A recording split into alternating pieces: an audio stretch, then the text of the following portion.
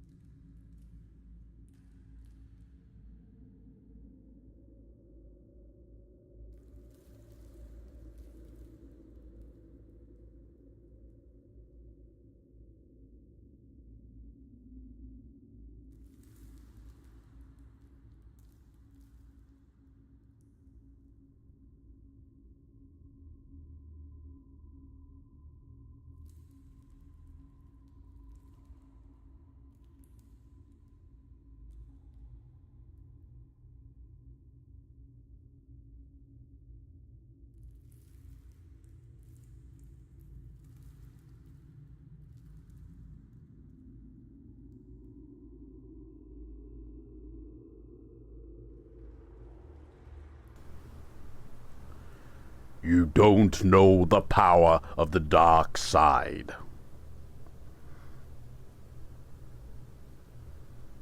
Join me, and we can rule the galaxy as father and son.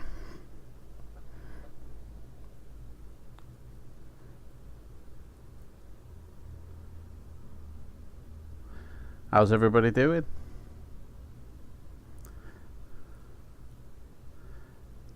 May the 4th be with you.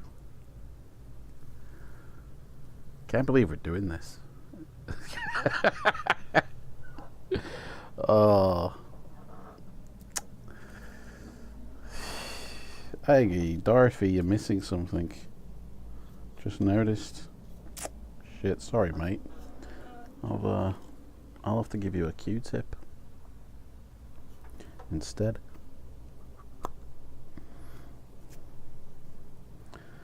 Take off the end. Oh, I don't know what happened to it. He's in training now. I think it was George Lucas' stupid idea, David. Marketing ploys, innit? There we go. Now you've got one. Keep hold of that, Darth. Don't lose it. Right. Everybody ready to rock and roll? Oh, do you know what? Let's just do this. Let's get this monkey show over. Honestly. Hello. How is everybody? I can't do it. My name is Darth Vader, and I am your host today. May the 4th be with you. He's got his training lightsaber. I've lost his lightsaber, so he's in training. Okay, he's in training. Luke, where are you and your sister? Your twin sister. The Emperor has foreseen it. You can destroy the Emperor. Get the fucking Ewoks out of the way. Let me put Dorothy back up here where he belongs. He's overseeing everything. He can't even be seen. Hang on, let's move you over, mate. Can you be seen there? Just about. Just a bloody bout. Don't fall, mate. Don't commit Sith suicide. Hey, welcome today, everybody. It's oh man, this is mental, isn't it? This is a basket case scenario.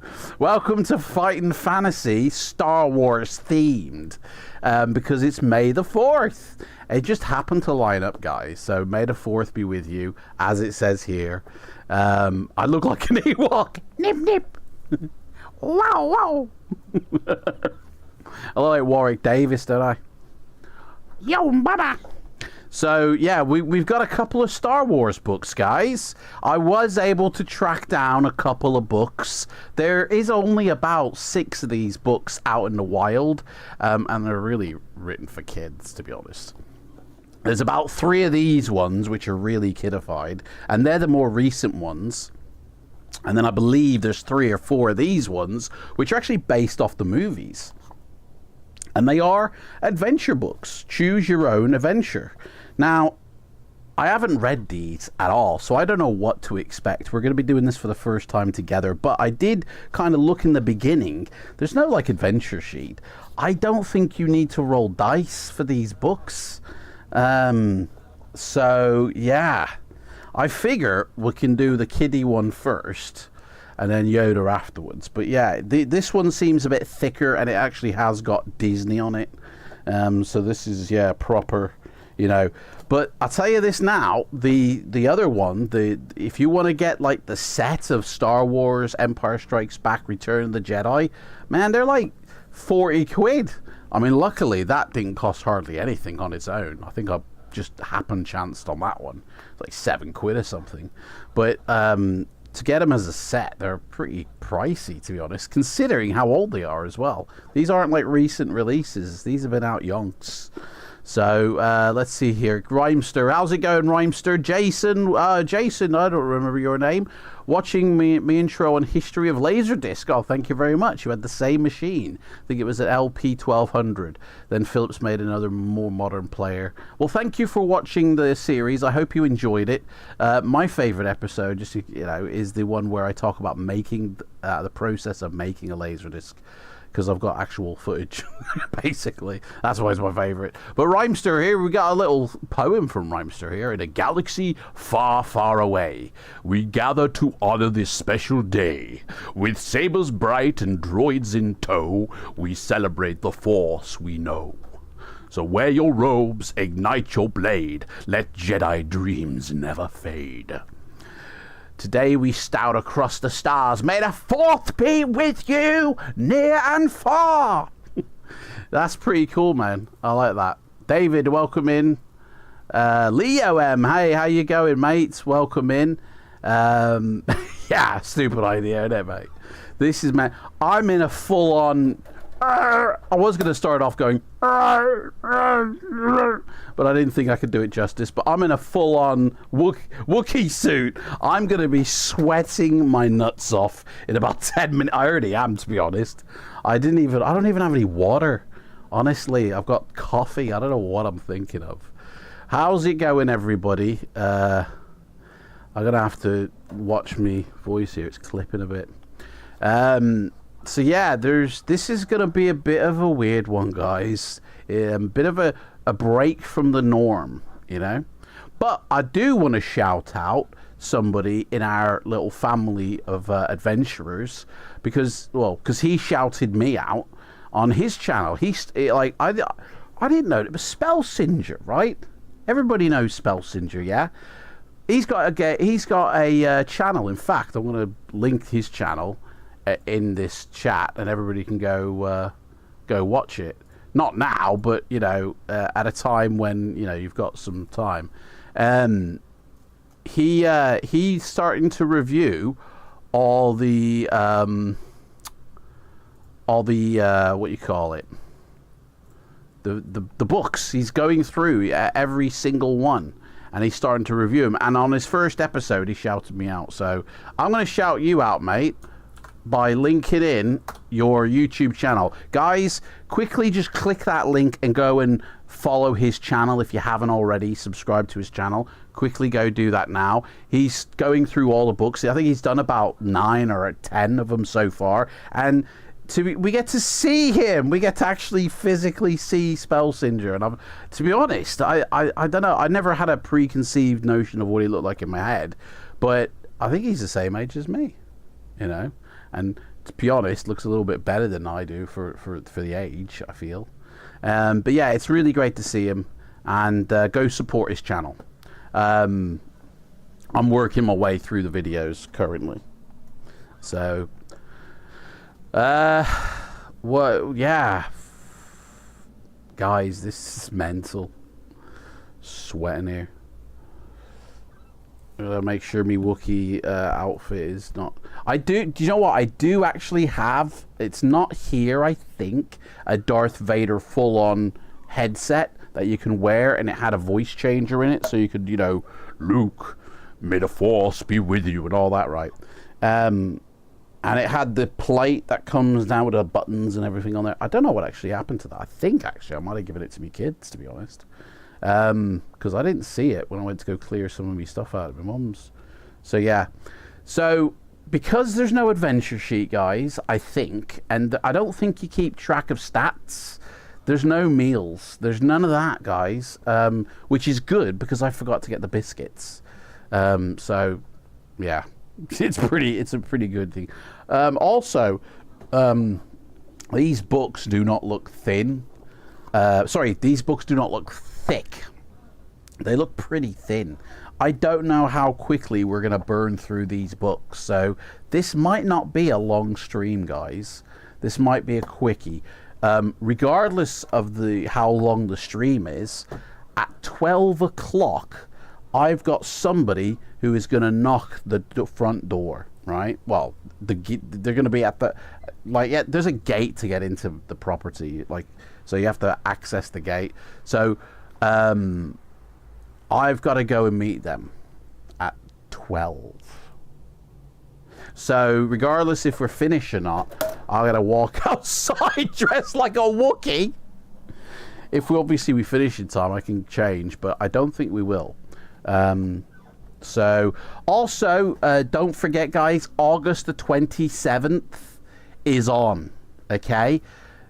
International Game Book Day or Global Fighting Fantasy Day. We're on for the 9 a.m. UK time to 9 p.m. Somebody in my work, thank you, I think name's Fiona, stepped in and said, yes, I'll cover your shift. So I said to her, like, or I will say to her, there's about potentially 5,000 people, because that's how many people got my channel, who will say thank you to you for this. So we're on, guys. I got the day off, okay? So I've made on Facebook a event for it, and I'm going to start padding that out. So yeah, we can do this, guys. So all my models I'm going to be priming soon, so we'll be painting on that day, August the 27th. I know this is like, you know, about 3-4 months away, but planning, you know what I mean? Be prepared, dib and all that. So we're going to be talking about the books. We're going to be going through each and every single book with our memories, the illustrations, the story. It's going to be kind of almost like doing a review for each book in one day. Like 12 hours of fighting fucking fantasy. Pardon my ogre, you know. So yeah, that's on now. That's confirmed. And if you're new to this channel, if you're watching for the first time because you're Star Wars, you know, we usually do a thing called Fighting Fantasy on this channel, which are these books here. And this is the next one we'll be reading in 2 weeks' time. And they're basically choose your own adventure in a Dungeons and Dragons theme. So, yeah. If you join as a member on this channel, you'll have access to all the previous year's stream, because we've been doing it since 2018. Sometimes it was every week as well during lockdown. So there's quite a few, you know, streams to watch. And there's also, I've started a series where I'm personally playing through them as well. Another stream will be coming in May. The second book of the sorcery series, Ka, I think it is, that will be happening, and yeah, you have access to watch that as a member on the stream, because it's my thank you for being a member that I do the live stream personally for my members. And yeah, and also there's a whole host of other videos like flight simulation. I can't even remember what I've got back there now.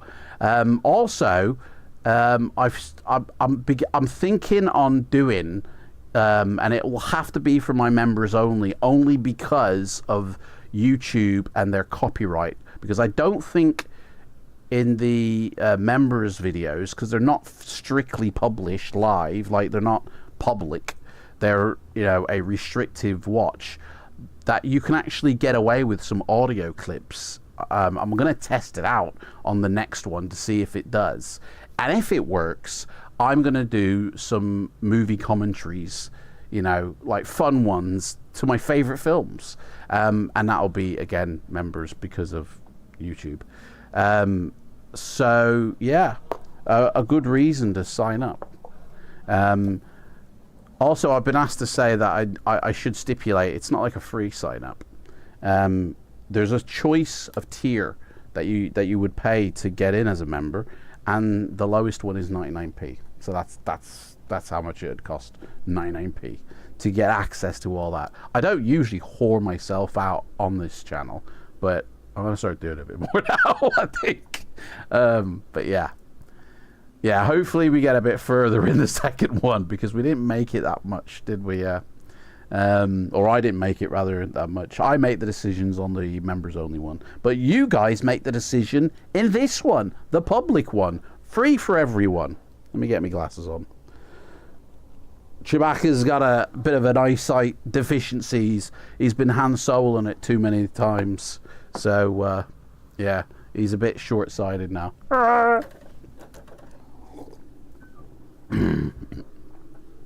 So, yes, hey, Pete's in the house. May the fourth be with everyone.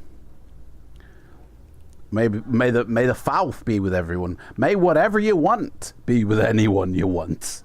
So, yeah, so we're going to be reading this one. A Han and Chewie adventure. Hey, Chewie, we're home. Jump inside the Millennium Falcon and help Han and Chewie as they journey across the galaxy. I'm sweating in my glasses already. On a special job for Jabba the Hutt. With over 20 possible outcomes? Fucking hell. 20 different endings this book has. You'll have to think like a true smuggler to keep Han and Chewie safe from the Imperial TIE fighters, the Mandalorian mercenaries, and so much more. This must have come out around the time of the Mandalorian as kind of a backup. It was written by Cavan Scott and illustrated by Elsa Charretier. Is that how you pronounce that? Charretier? They're the people involved. They're the ones responsible. It's your birthday. It's my birthday. No, that's not the song. It's my party. I was thinking of. I don't know. Happy birthday to you. Happy birthday to you. Happy birthday, Hornetville. Happy birthday to you. There you go. Get your hands off it, Chewie. What? This was printed in Great Britain in 2019. So 1 year before the world went to shit, this book came out. Attention reader, it says here. My life. Sorry, your neighbors for that loud here, right? Yo, neighbors in the house. Peter's having a party tonight. Everyone's invited. Oh man, I think I've just maxed out the camera there. I'm sorry. Anyway, I'll calm down now. Yeah, this was $5.99 originally. I can't remember how much I paid for this now. I think it was like £8, I think. I can't remember. Both of these books were off eBay. I don't think they sell them anymore. I honestly don't know. They might do. They might do. They might be still in the shops. Who knows? But yeah, and look, it looks like, by the way, young Han Solo as well, doesn't it? That's the Solo story, Han Solo, that is. So it's not even Harrison Ford, Han Solo. Sorry, kid. We gotta get out of here. So it says here, attention reader. Han Solo and his Wookiee co-pilot Chewbacca are two of the galaxy's greatest smugglers, but they need your help. Can't be that great then. The book is full of choices. Choices that lead to different adventures. Choices that you must make to help Han and Chewie. Do not read the following pages straight through from start to finish. When you are asked to make a choice, follow the instructions to see where the choice will lead Han and Chewie next. So, oh, look at that. You even get the proper intro, guys. Look at that. Bam, bam, bam, bam. Something like that, anyway. Long time ago, in a galaxy far, far away. Those aren't the droids you're looking for. So, yeah. No adventure sheet, guys, I think. So, I ain't got to jot anything down on this one. This is just a nice break from our normal, fanfare of what we do. This is just like a little, a little May cheat. A little, what you call it, I don't know, mate. I'm losing the will to live with the sweat. I think I'm going to lose a few pounds on this one, guys. But this is actually a good diet, I think. If you want to drop some weight, sweat it out. So, yeah, so we've got that book. We're going to read that book. And then once we finish that one, we're going to pick up Yoda in Return of the Jedi. This one's Christopher Golden, limited collector's edition. The fate of the galaxy is in your hands. From the bowels of Jabba... Fuck! From the anus of the Hutt. From the bowels of Jabba the Hutt. That's what it says, honestly. The bowels of Jabba. From the bowels of Jabba the Hutt's palace, where Han Solo lies frozen in carbonate, to the interior of a new Death Star where Darth Vader and the Emperor plot incredible evil, to the ancient forest of Endor where Ewoks play. You will enter a galaxy far, far away, that's a little bit poetic, and have the power to alter a deadly struggle between good and evil. Will you join Luke Skywalker and fight against the evil Empire, or side with Darth Vader and learn the ways of the Force's dark side? Oh my gosh, you get to choose to either be a Sith or a Jedi. But not only that, guys, there's free micro machines inside. Guys, shall we try and apply? Details are inside. I want me free micro machines, mate. Where can I pick up my micro machines? I think this was a insert that was added, not that you can... Oh, it says here, look at this. Enter into the galaxy of fear to explore more. Nothing to do with... oh, yeah, it is. To explore the dark side of the Star Wars universe where a new evil lurks. There's 11 books here. And journey to a galaxy far, far away with these other exciting Star Wars books by Christopher Golden. Shadows of the Empire, a junior novelization based on the New York Times bestseller. And Choose Your Own Star Wars Adventure, the other two books, A New Hope and The Empire Strikes Back. But balls to that, where's my micro machines? I want my micro... How to get your free Star Wars toy. Your actual cash register receipt. Oh, never mind. Does it count if I bought it off eBay? Nah, probably not. When was this printed? Do we get a date? No. Illustrated by Phil Fanke. Bantam Books.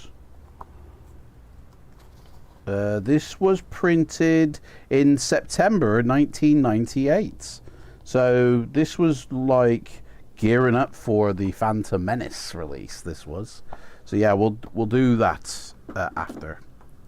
So stay tuned for Yoda coming soon to a Star Wars near you. Jabba doesn't give a shit. If in doubt, sweat it out.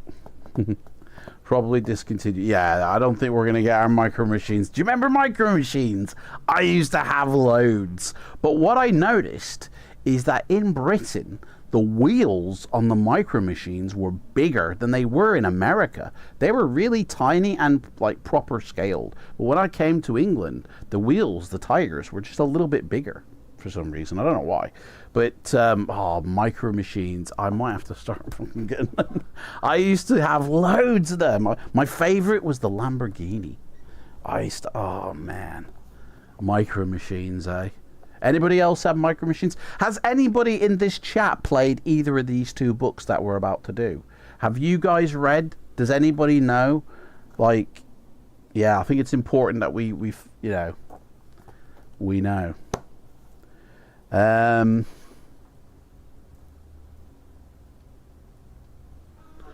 What else? Yeah, micro machines. Done. Okay. Well, I guess without further ado, before I can't see with these glasses steaming up, might as well crack on. If you feel like you might be lagging, or in fact, everybody just refresh the stream now. Just, if you're on your phone, push down. If you're on a browser, the little circle thing, just refresh your browser to catch up. Or I think might even be click the live button down below. That also does it, I think.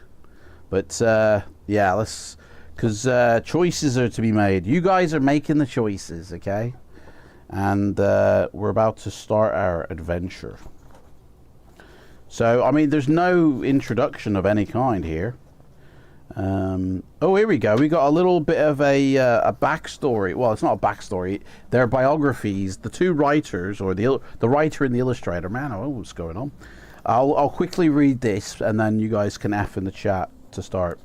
So Cavan Scott, who is the writer,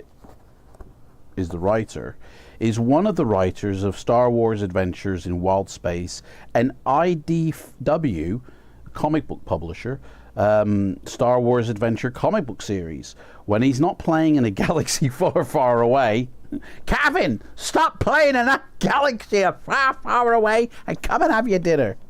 Oh, Mom. Cavan has also written for such popular franchises as Doctor Who, Pacific Rim, Vikings, Star Trek, Adventure Time, and Penguins of Madagascar. That's a bit of an obscure one. You can find him online at cavanscott.com, where, you know, you can free him from the internet if you want. If you go to his website, he'll go, help, I'm trapped online. And then you've got Elsa Charretier, is a Charretier. She's a French comic book artist and comic book writer. After debuting on Cowl, C-O-W-L, at Image Comics, Elsa co-created The Infinite Loop with writer Pierre Collinet at IDW. She has worked at DC Comics on Harley Quinn, Bombshell, Starfire, launched The Unstoppable Wasp at Marvel, and recently completed the art for the adaptation of Windhaven by George R.R. Martin and Lisa Tuttle. She is currently writing 2 creator-owned series and has illustrated the first issue of Star Wars Forces of Destiny for IDW. So the illustrator on this is pretty well-known, pretty, you know, highbrow, I'd say. So F's in the chat if you want to begin, guys, in a galaxy far, far away. A long time ago, in a galaxy far, far away. I'm telling you, Chewie, Han Solo said as he checked the flight controls, this is easy money. The easiest we've ever made. The Millennium Falcon's cockpit was immediately filled with a barrage of disbelieving growls and grunts. Han frowned at the Wookiee in the co-pilot seat. I mean it. All we have to do is to deliver the cargo to Jabba. What's the problem? Chewbacca answered in his native language. Luckily, Han understands what the hell he's going on about. And he understands Shrywook. That's the language, guys, what it's called, Shrywook. Didn't know that. The problem was that Jabba the Hutt was one of the most dangerous crime lords in the galaxy. Is he, though? Is he really? Because I think the Emperor is a little bit more powerful than Jabba the Hutt. The last smuggler to cross the gruesome gangster had met an untimely end.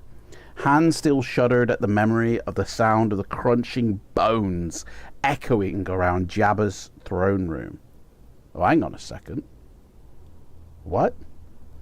So this is after Return of the Jedi? Mate, he looks a bit young on this one, unless this is a different time he went to the throne room. Taking a job from Jabba was always risky. Things had a habit of going wrong. But this time would be different. This time next year, Chewbacca will be millionaires.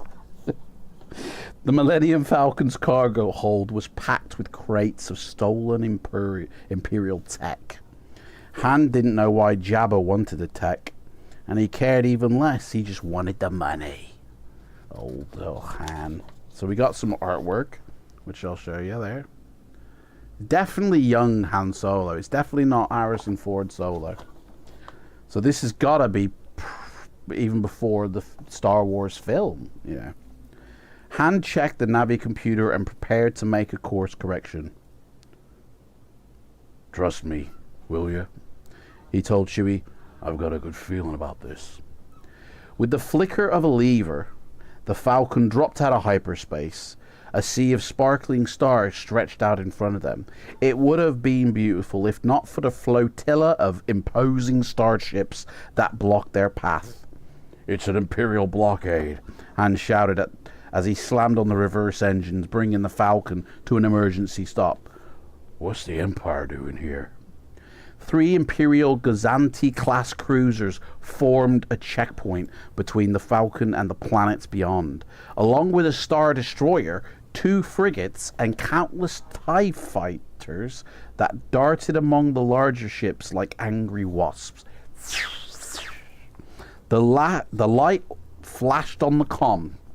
A message was coming through. "Unidentified cruiser, this is a blockade control," cackled a clipped voice. "You're not transmitting your ID code." There was a reason for that. All ships were required to automatically broadcast an IFF code, which identified them as friend or foe. Han had deactivated the Falcon's transmitter long before, after winning the ship from Smello smuggler Lando Calrissian in a game of Sabacc. Han liked to keep a low profile. He clicked a button to reply, "That's an affirmative, Control. We have a fault in our transponder. Been meaning to get it fixed." "Transmit your IFF now." Han could almost feel the Imperial cannons locking onto his position. Sure," he agreed, trying to sound cheerful. Stand by for transmission." Muting the comm, he turned to Chewie.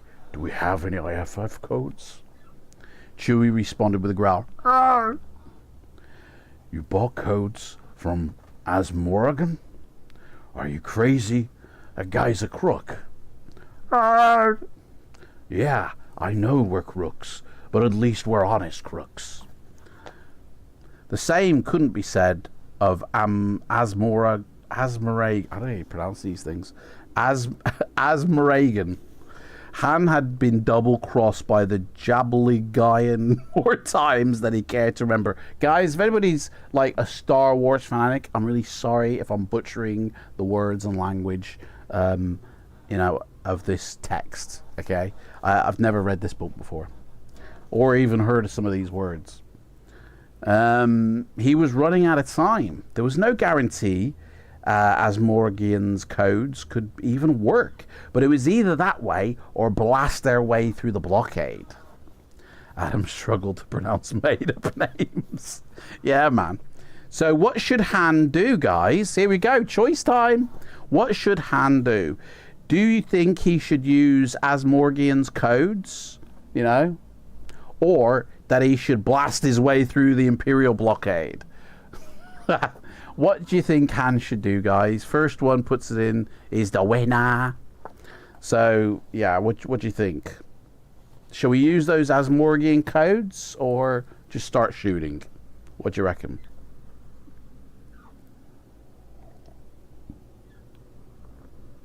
Oh. Back's already playing up, man.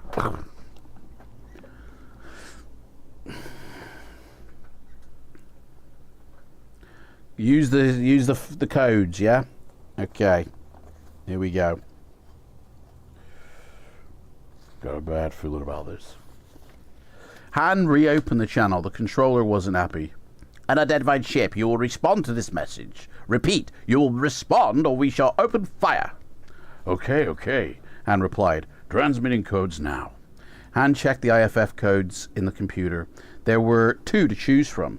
One would identify the Falcon as a medical transport, ferrying essential supplies to the western reaches. The other was for a consular ship on official business for the Imperial Senate. Neither was particularly believable. So which one do you want to choose, guys? The medical ship code or the diplomatic cruiser? I'm a diplomatic ship on my way to Alderaan. Guys, come on. "You are part of the Rebel Alliance and a traitor." So, yeah. Are we going to transmit the code that says that we're a medical frigate, whatever? Or are we going to do the old diplomatic immunity? Take her away, yeah. Get that bitch out of my sight. Oh, hang on, that's my daughter. Fuck. How did I not know that? I'm supposed to be, like, force sensitive and shit. Or did he? Did he? Did he know? Did he actually know then that that was his daughter and that's why he couldn't kill her? And he said, take her away instead of execute her. Usually he's on the force choke train, isn't he? He's choking out everybody. So I'm sure he wouldn't have minded choking out a lady. Probably would have liked it. But I reckon he might have known. He had an inkling, you know. Although I don't know, because then he was a bit surprised in Return of the Jedi, wasn't he? You know, it's just, you have a twin. Yeah, I didn't know about the twin sister shit. I still feel like he should have known, though. Well, he did let that droid give her the once-over on the Death Star, yeah. Get that big ball guy in there. That big ball droid. The big black ball droid. Let him have a go on her. See if she likes that. You like that, princess? It's only a little prick. Right. Medical ship or diplomatic ship, guys? What shall we do? Is there anybody else doing this on YouTube today? I don't know. It's gotta be, man. There's gotta be some other dude who's dressed up like a Wookiee. Reading books. I don't know. I'm just looking at myself and going, what are you doing, mate? What are you doing with your life at the moment? I don't know. Kind of enjoying it, to be honest. It's something different in it.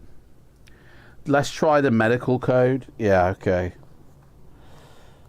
Let's see here. Is it believable, guys?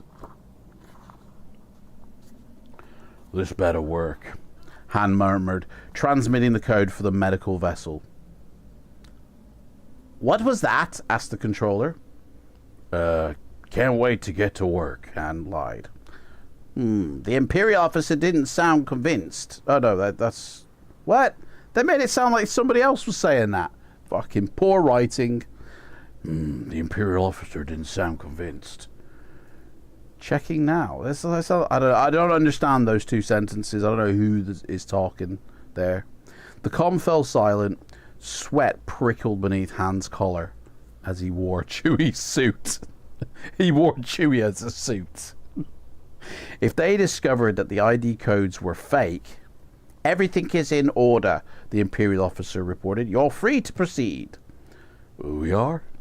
Han stammered, not quite believing, you know, the bullshit. I mean, we are, thanks. We'll be on our way. You need to fix that transmitter. You bet, Han said, firing up the sublight engines. As soon as we deliver the medicine. Over and out. The controller wasn't finished yet. Where are you heading? The question stopped Han in his tracks. Sorry? Which planet? I originally served in the Western Reaches.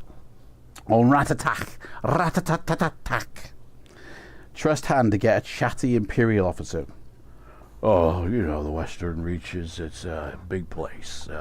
Lots and lots of planets. Which one? The controller asked again. Her tone? Her tone? It's a bloody woman.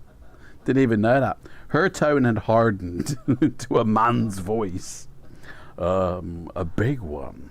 Sort of greeny with oceans and trees. Lots of trees. Who doesn't like trees? He winced. This wasn't going well at all. Do you like trees? He added weakly. I like planets with names. The controller snapped. Tell me your destination now. We got to say a destination. So we can actually just make up a planet's name and hope for the best. Or just give up on all this and try and blast our way through. Wargaming Dad, how's it going, mate? So we can either just make up a planet's name, hoping that she'll buy that, or we can just start shooting Chewie, hit it, and then just start blasting, you know, everybody.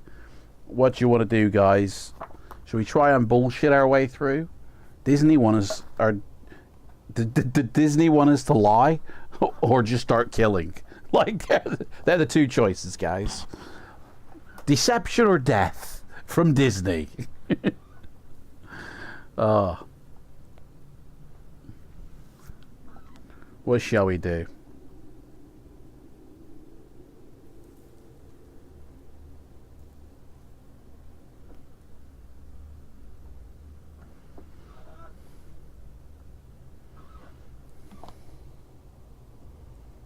Gotta keep an eye out here on the time. You never know.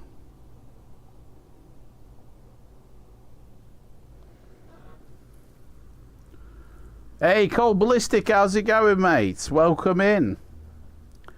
Welcome in. Try taking first. Huh? What does that mean, mate? Try taking first. You mean the first option? Is that I'm gonna try taking first.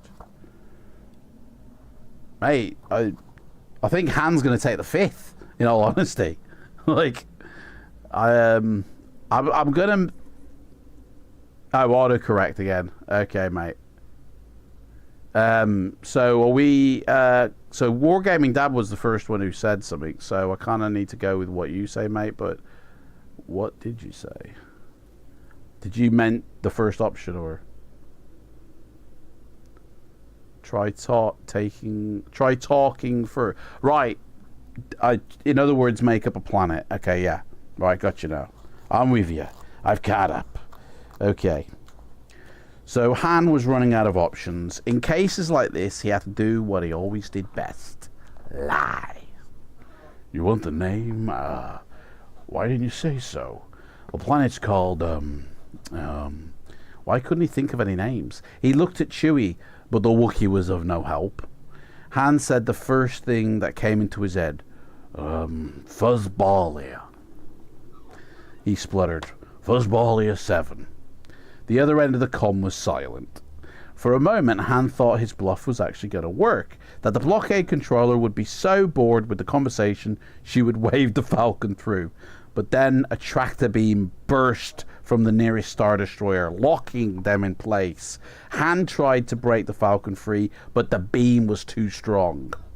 We're calling it tractor beam. He had gambled and he had lost. Jabba would never let his cargo go now. Eh? Jabba would never get his cargo now. The end! Oh, that's it, guys. We just got...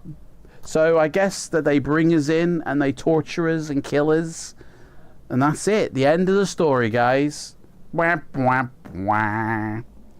So I guess Disney want you to shoot everything and kill everyone. Classic Disney story there. So... Honestly. Well, this is now before Disney, this book here. This is before the House of Mouse gets its little paws on Lucasfilm. This is at a time when George was the boss. When George was in control and, you know, yeah. Jedi's, Sith, you know. Yeah. Yoda, yeah. You know, that sort of, this is now the Lucas Return of the Jedi. This is the legit shit. Although you do get similar writing. It says, warning, do not read this book straight through from beginning to end. These pages contain many exciting galactic adventures you may have to take. Oh, man. Galactic adventures you may have as you take your place in the rebellion against the evil empire of Emperor Palpatine and his minion Darth Vader. Will you fight with your friends Luke Skywalker? We're friends with Luke Skywalker. We don't even play as Luke. We're his friend, his buddy. We're Biggs, basically. Princess, will you fight with your friends Luke, Leia, and Han, or will you turn to the dark side of the Force? From time to time, as you read along, you will have to make a choice. Whoa, wait, hang on. What? From time to time? How often do we get to make a choice here? But beware, because what looks like the right choice may lead you to a hidden danger and unknown enemies, because every decision you make for yourself will have immediate consequences for the lives of your closest friends, just like real life. You're caught in the middle of a battle between good and evil. Courage and honor can lead you to glorious victory, but the dark side of the Force offers unimaginable power. Will you be strong enough to make the right choices? Read on and find out. Good luck! So, okay. So that's basically about it. Nothing about the author of this one, like, you know, no backstory to him. Christopher Golden.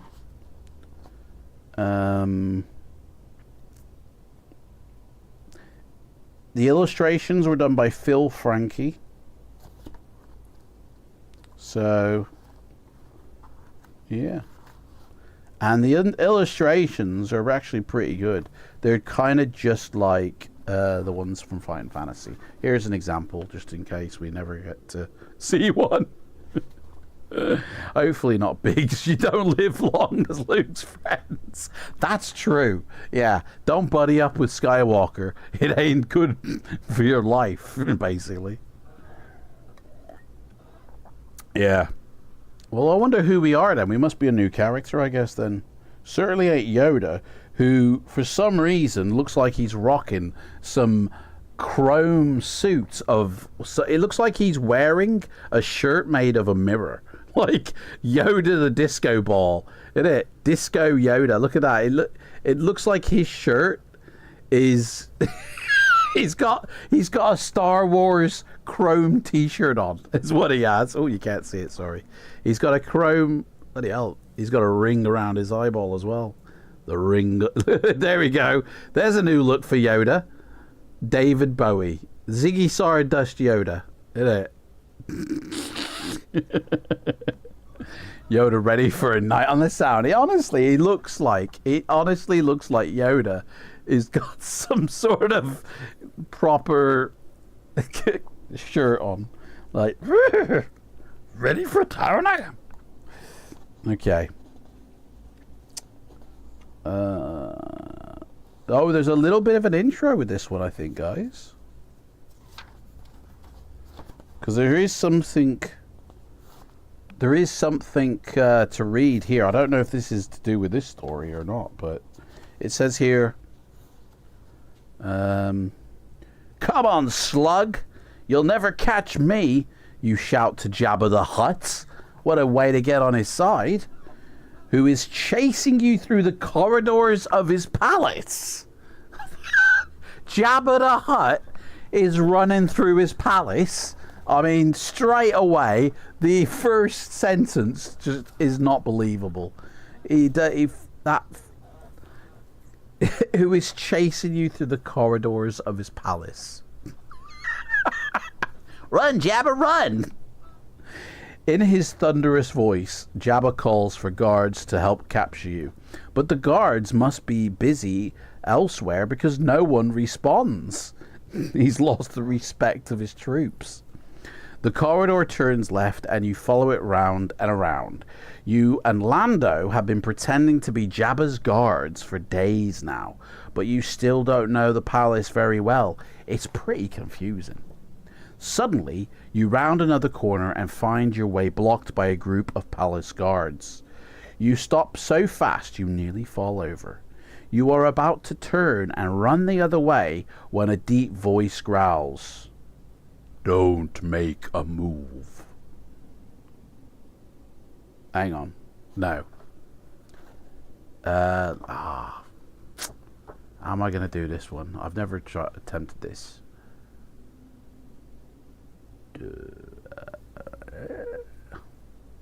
I don't know. It's just, don't make a move. You look up and see battered green armor. It's Boba Fett. His weapon is pointed right at you. So this is before the events of Return of the Jedi. Like in the meantime of Empire and Jedi, this is. So, here we go.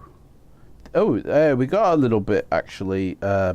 Little bit of a dedication, I think I'll read out, guys. It says, "This one's for Diana Capriotti, who worked as hard on this as I did, and whose enthusiasm, moral support, and all-round good humor were invaluable in the completion of this book." So basically, she was nobbing him as he was writing the book.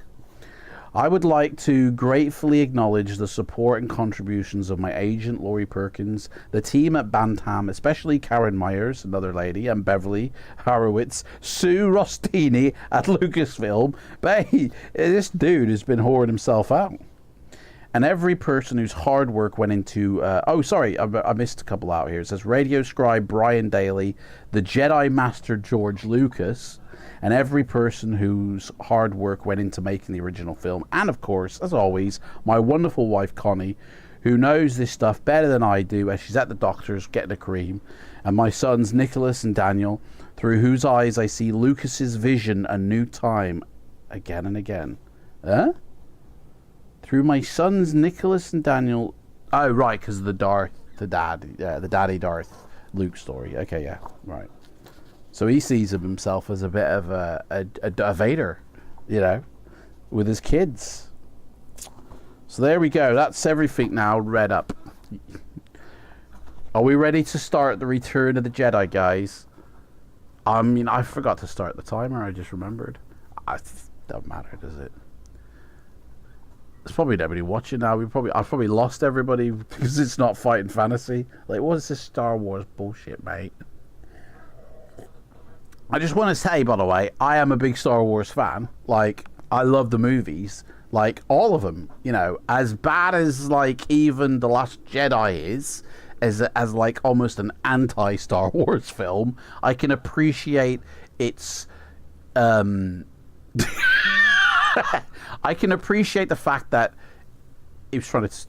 I don't know. That film I don't like, to be honest. The Last Jedi... They missed a golden opportunity there with Luke, and Mark Hamill didn't even, you know, initially like the film until he was paid to say otherwise. But yeah, I can see some good in it. The appreciation of new ideas, like trying to do something fresh and new.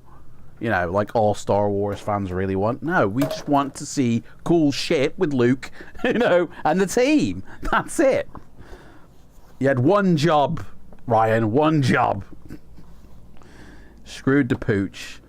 So, off with your green onion films now, or your diced onions, or your glass onions, whatever they're called. Go make them films now. It wasn't a Star Wars movie, it would have been fine. Well, I don't know, mate. Lightsabers using the Force? If it wasn't a Star Wars film, it was a cheap B rip-off of one.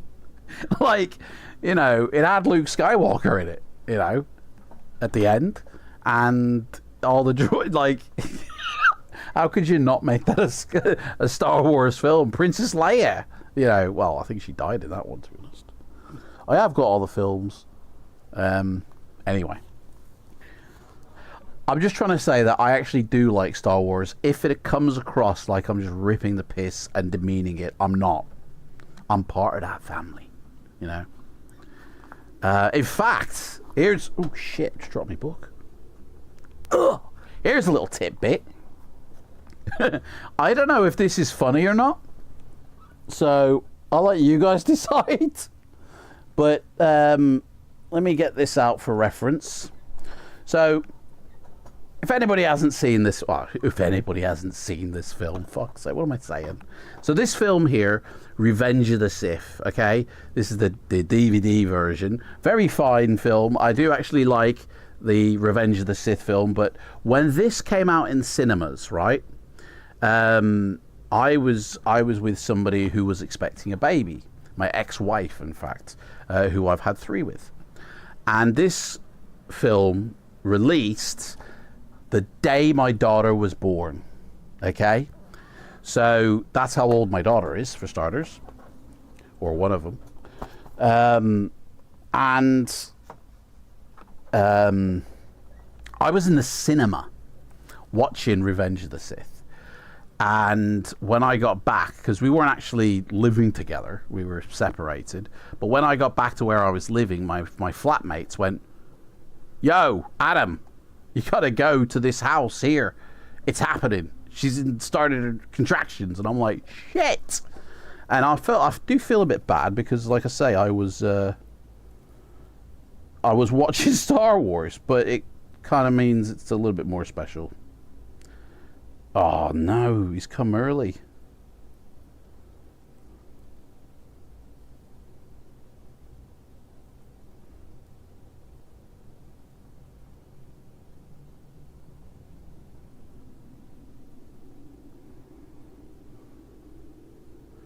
So the person who's coming has decided to come like an hour early.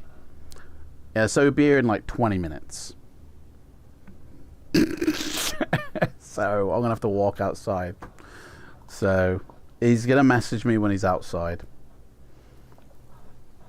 Anyway. I was 10 when old Return of the Jedi came out. It was the first movie I went to buy myself. Mate, you bought the film? Fucking hell, that must have been an expensive purchase. Yeah, you went to watch it by yourself. 10 years old, mate. Hang on a second, what? You went to the cinema when you were 10 by yourself. I think I was 12 and I was 13, sorry, when I went by myself for the first time. If it wasn't for the fact it was one of the trilogy and was not the continuation of the original trilogy, for it not being a Star Wars movie. Yeah, that's the thing now, right? Let's have a little chat here first, right? So the original OG3, yeah, episode 4 to 6 versus episodes 7 to 9, right? Or even episodes 1 to 6, right? George had a plan.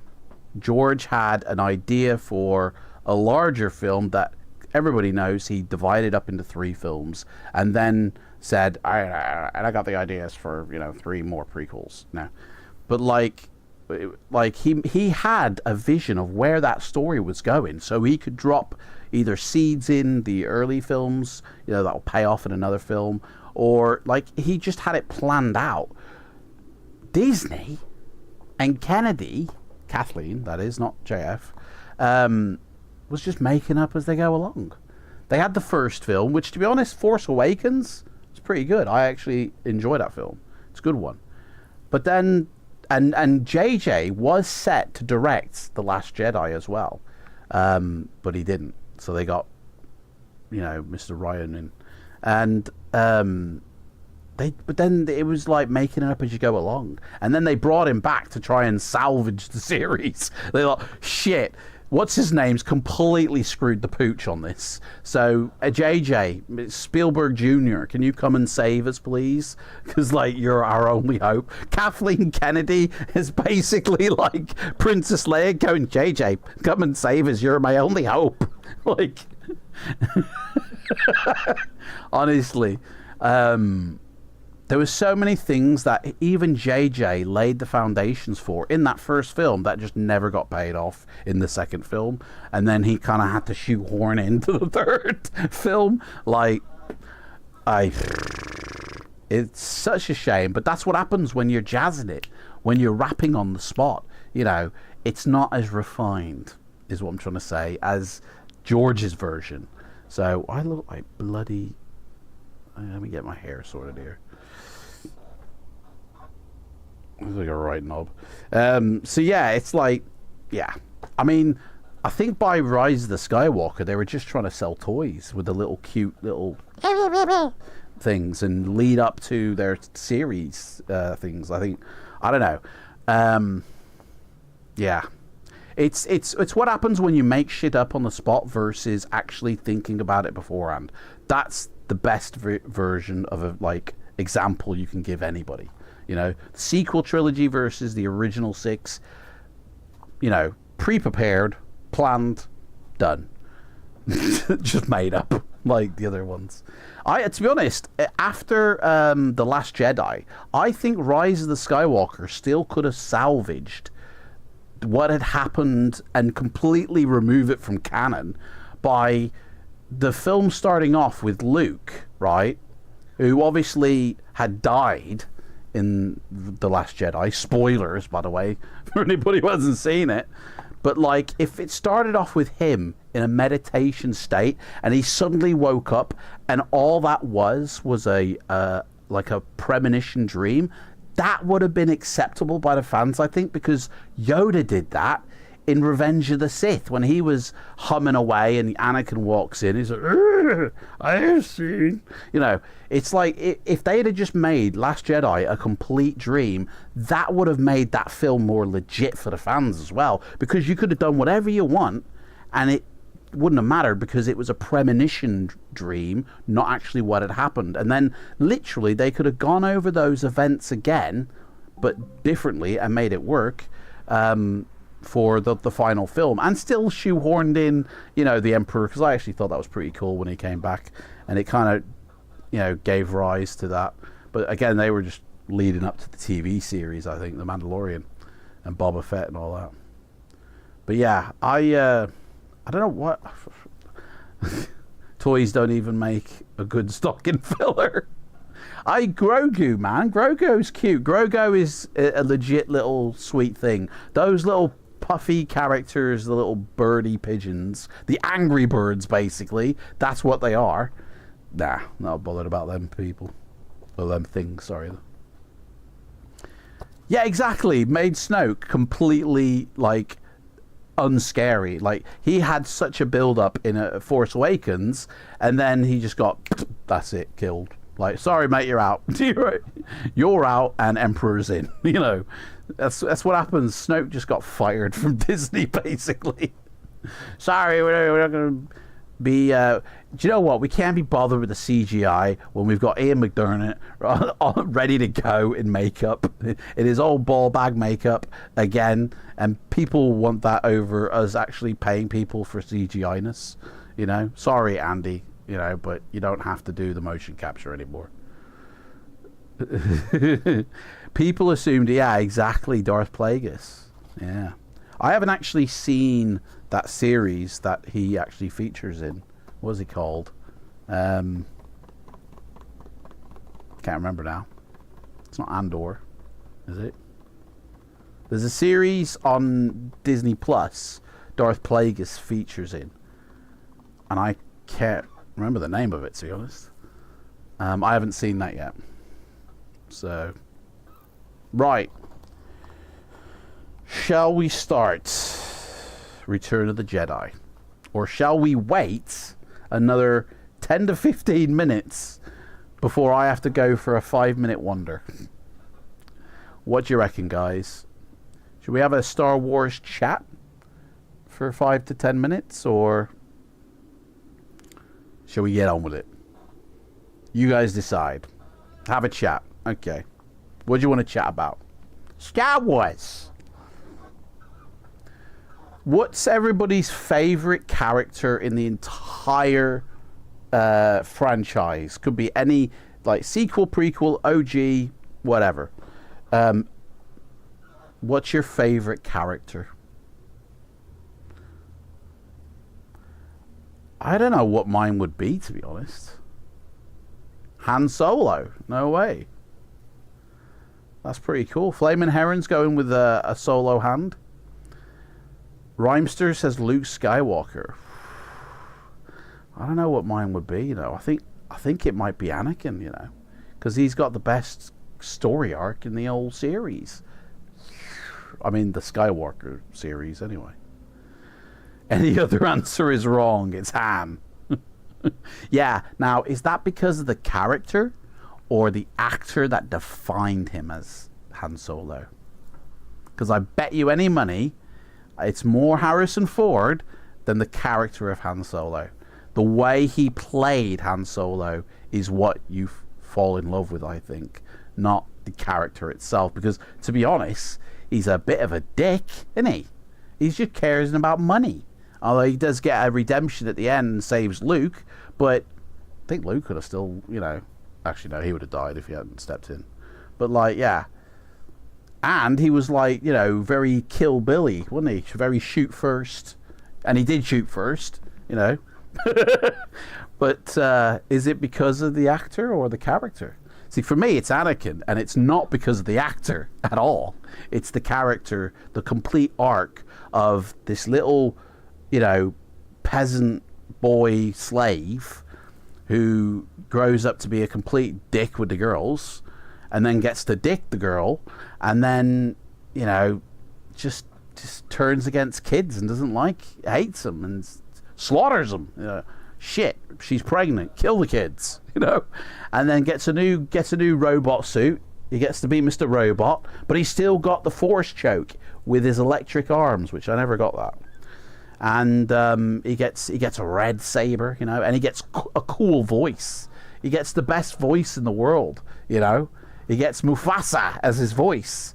And then he kills his buddy, or his buddy kills himself in front of him, you know.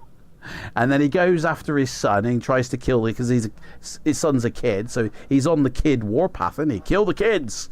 You know, still trying to kill the kids, even as Darth Vader. And then, yeah, gets taken out by Mr. Electric. You know, even his boss doesn't like him. And so, actually, well, no, he's doing that to Luke when Vader steps in. Sorry, so I suppose it's not that his boss doesn't like him, but yeah, fights his son, gets his arm chopped off again, which is a robot arm, so it really shouldn't have hurt. Don't understand, you know. But then he ends up like he's gonna die. Like, sorry, what? You only had your arm chopped off, which is a robot arm. Why are you suddenly going to die, mate? Like, I don't get that. You fought your son. He didn't, like, strike you in the chest. He didn't... But you got your arm chopped off, and now you're going to die. I never got Vader's death. I never got that at all. Why was it, like... Oh, I'm just tired, mate. I'm old. I'm just tired. I'll just die. I'll just do a Yoda, you know? Because Yoda just killed himself because Luke was asking so many questions. Luke is like, who's my father? Where's my father? Yoda's like, oh, fucking shut up, dead. You know? But that's why I like Vader. He's got such a story arc, you know? And then he comes back as a ghost. I'm going to spook you all, guys. I'm going to sixth sense you all, okay? You don't hate Hayden Christian. No, do you know what? I've never actually... I've got the... do you know what I've got, actually? Which is pretty cool. I've got those Art of Star Wars books. And so, you know, the original sketches from the concepts. And some of them are really cool, and it's a shame they didn't use them. But the original sketch of Anakin honestly did look like Hayden Christian in Revenge of the Sith. And I actually quite enjoy Christian Hayden. I've never hated him playing that role, or, you know, even the sand gets everywhere. Like, kids are awkward sometimes, you know. That's what happens. They don't know everything. So, you know, I think he did a really good job, to be honest, because if you think about it, he was a very young actor, and he had to play this arc of, you know, naivety, sort of James Deany, you know, rebellion, and then turn angry, and then he had to muscle up in Revenge of the Sith to play the darker, you know, version. And that is really pressure for a young actor. Like, you know, I don't know if this was his first role as an actor, but it's one hell of a role.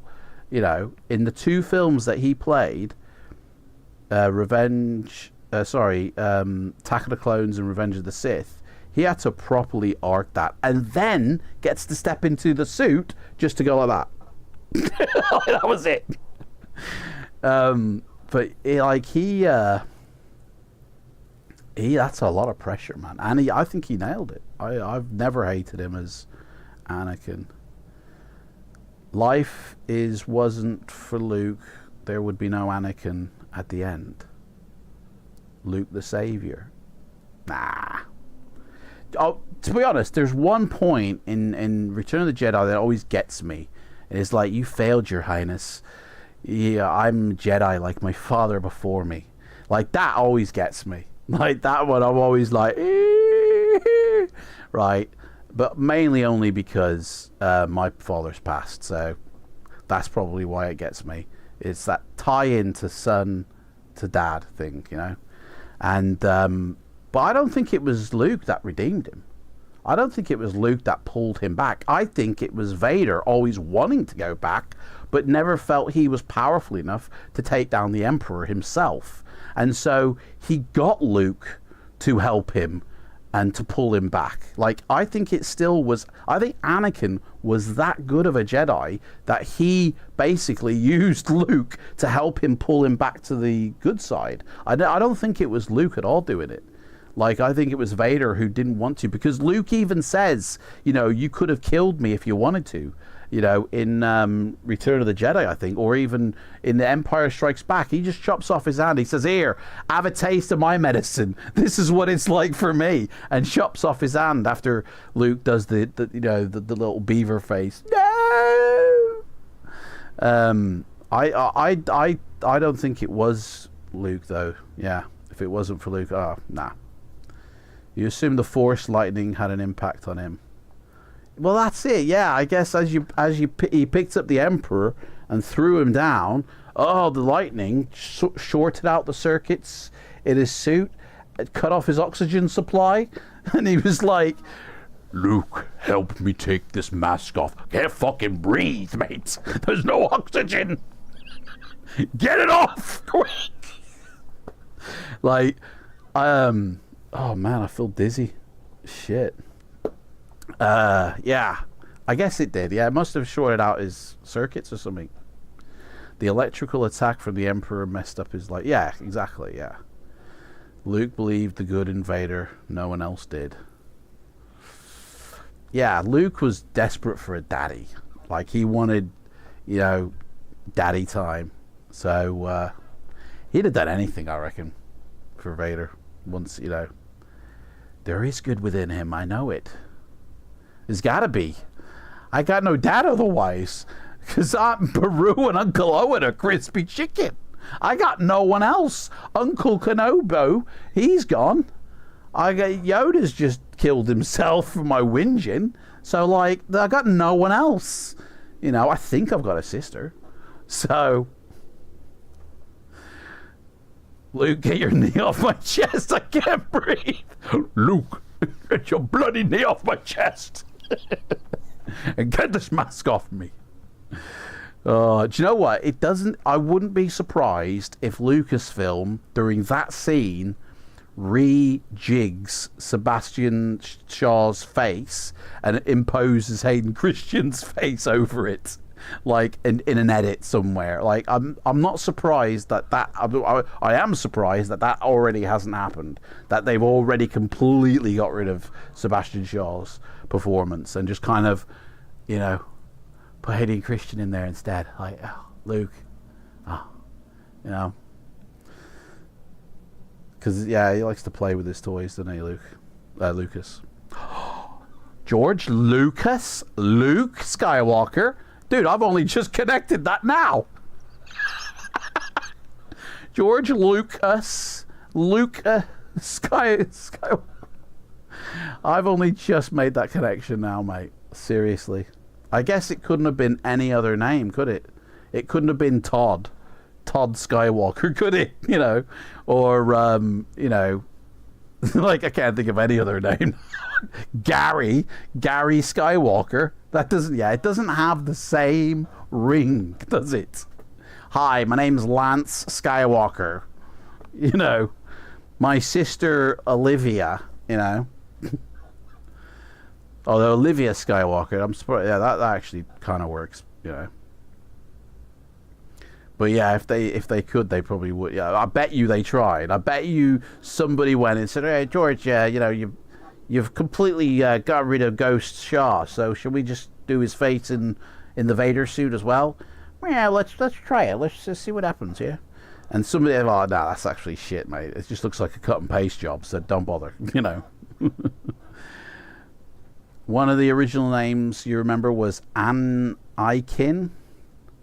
Not Anakin. Right. I've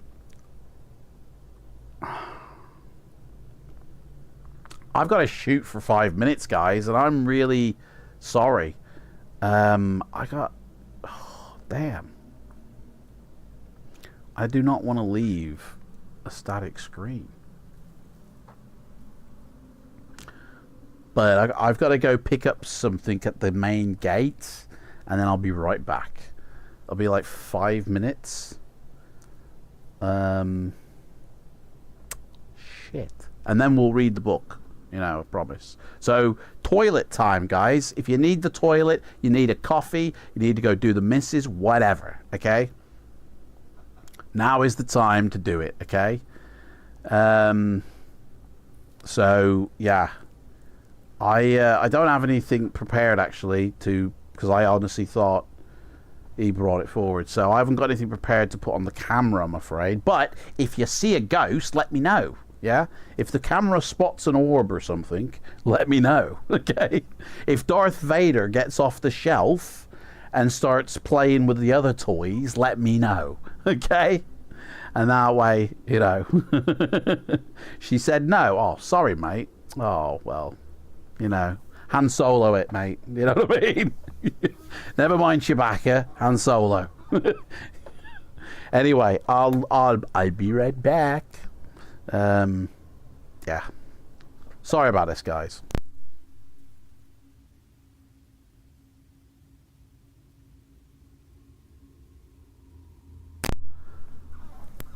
I mean, I gotta go out dressed like this.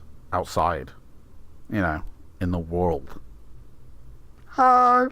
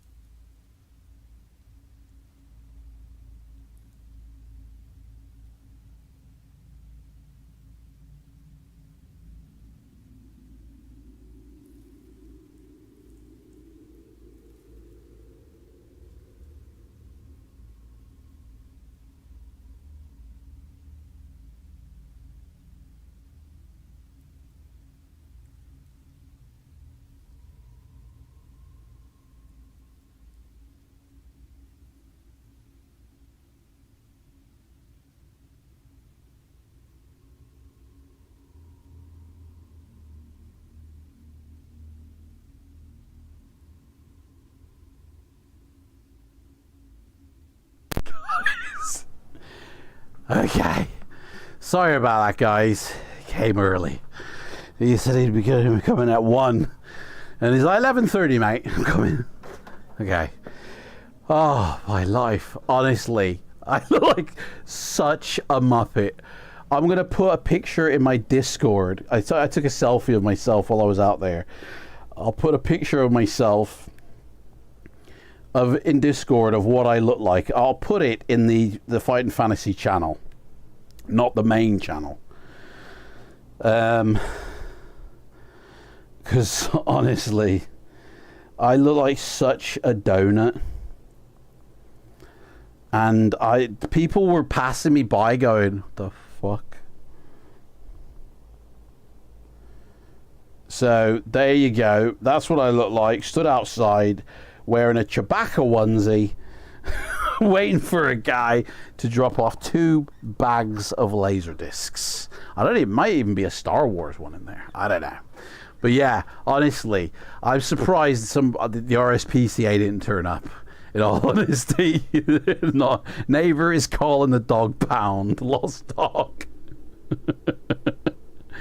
Honestly, mate.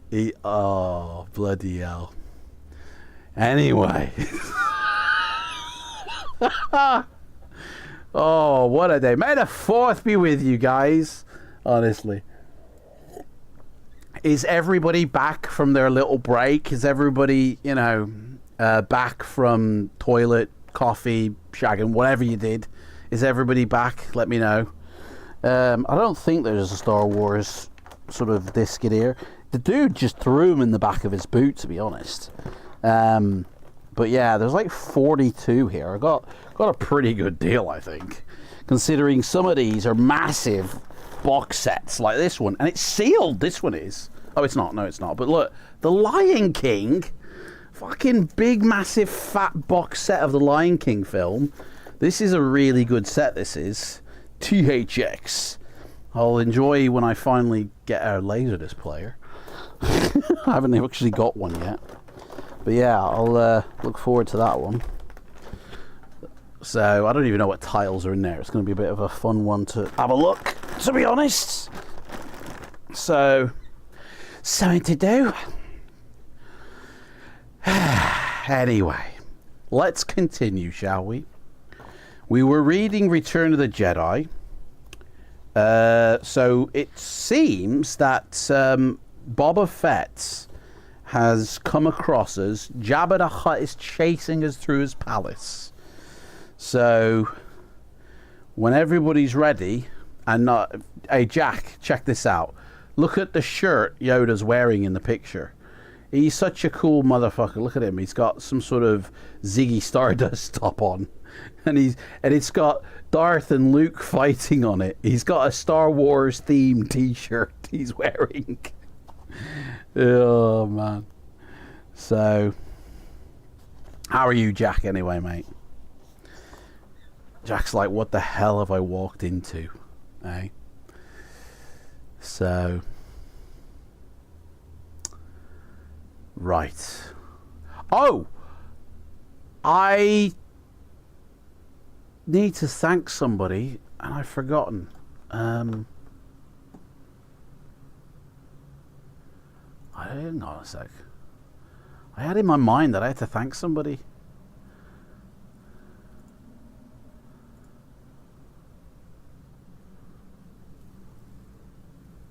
No, it's not anything to do with...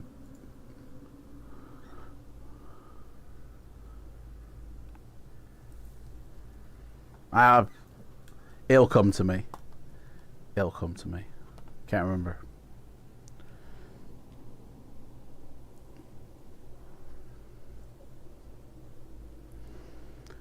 All the better for seeing you now. How am I?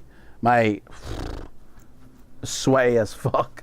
Hey, Jack, next week, yeah, or this week, I guess, coming, Thursday, right, or Friday, how are you fixed to join me and Ian for a group flight to Antarctica?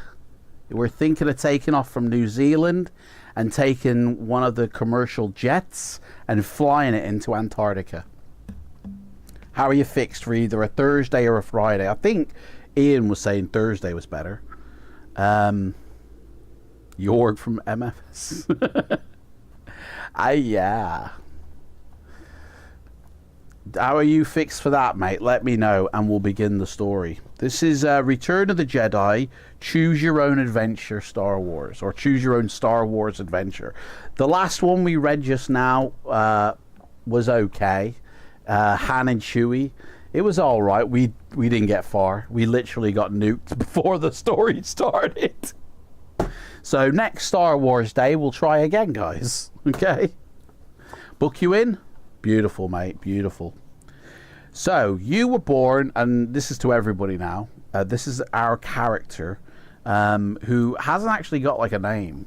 We don't know who this character is, but he did go with Lando to infiltrate Jabba's palace to try and free Han Solo from the frozen carbonite. So, not really sure how it's going to work out for us. But you were born and raised on the planet Tatooine, a dust ball where moisture farming is big business. But you and your best friend, Luke Skywalker, always wanted to be fighter pilots, not farmers. Not so long ago, you and Luke joined the rebellion. We've got to be Biggs. This has got to be Biggs, but that wouldn't make sense because he died in episode 4. So maybe we're not Biggs, but I guess we're like Tank. Or what's the other one called? There was Biggs, there was Luke, there was Tank, there was something like Nipper or Jumper, or there was like 5. Like, for anybody who doesn't know, Luke had some friends in episode 4 that weren't in the final cut of the film. But if you have the screenplay, which I do, there's scenes there mentioned. I think there might be even some deleted scenes with them. I'm not sure, but there was like 5 of them. All chatting, yeah, Tank was one of the names. I can't remember the other one. Somebody will know. Somebody put it in the chat, please. You'll know. Ram Street's in the house. Are we dead yet, mate? We died in this book already, Han and Chewie, and now we're about to get nuked, I guess, in this Return of the Jedi one. But welcome in, Ram Street, mate. Can we have our default name for Fighting Fantasy? Thundercrotch Soul Puncher. I don't think that really fits in with Star Wars, mate.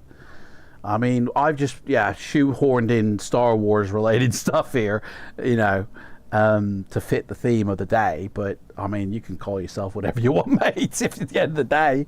I don't know if we do have a name in this book or not, to be honest. I don't know. So, yeah, we wanted to join the rebellion in a fight against the evil Emperor and Darth Vader, a fallen Jedi Knight. But not Master. He wasn't given the rank of Master. You met amazing people like Ben Kenobi, an aging Jedi. So we were in episode 4 before he killed himself. We met Princess Leia, a young rebel leader, Han Solo, an intergalactic smuggler, Han's first mate, the Wookiee Chewbacca, as well as a pair of droids called R2-D2 and C-3PO. With this band of rebels, you and Luke helped lead the rebellion to an important victory. Well, we're definitely not Porkins, that's for sure. Luke himself fired the blast that destroyed the Death Star, the Empire's most fearsome weapon. Now, all of the incredible adventures, you have remained loyal to your friends in the background without being seen or named by anybody for the struggle of good over evil. I wonder who we are. Like, I'm really, However, the war is far from over. It now seems that Darth Vader, the most frightening man you've ever met, has a personal vendetta against Luke because he doesn't like kids, does he? Kill the kids. That's literally Anakin's motto, or Vader's motto.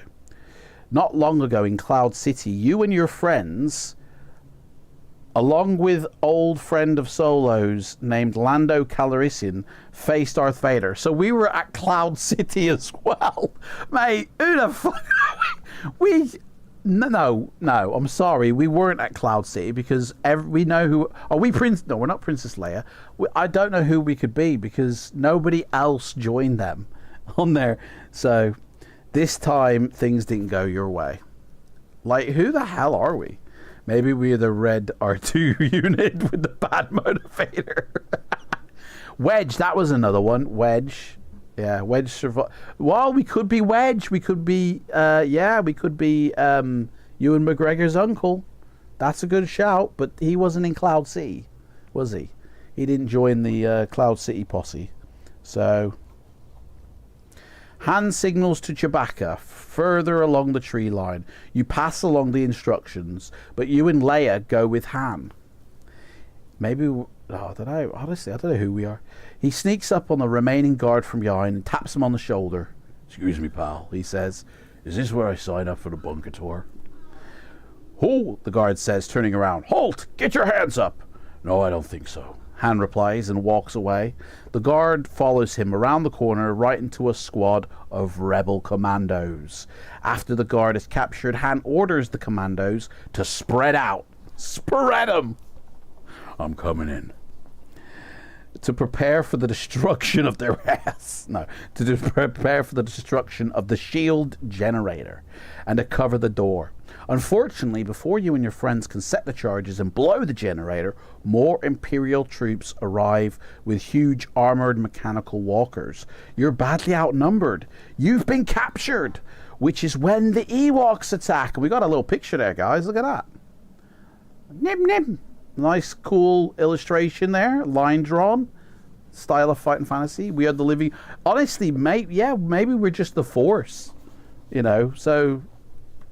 But we don't make decisions then if we're the Force. Because you will the Force and bend it to your pleasure, whatever. So, I don't know.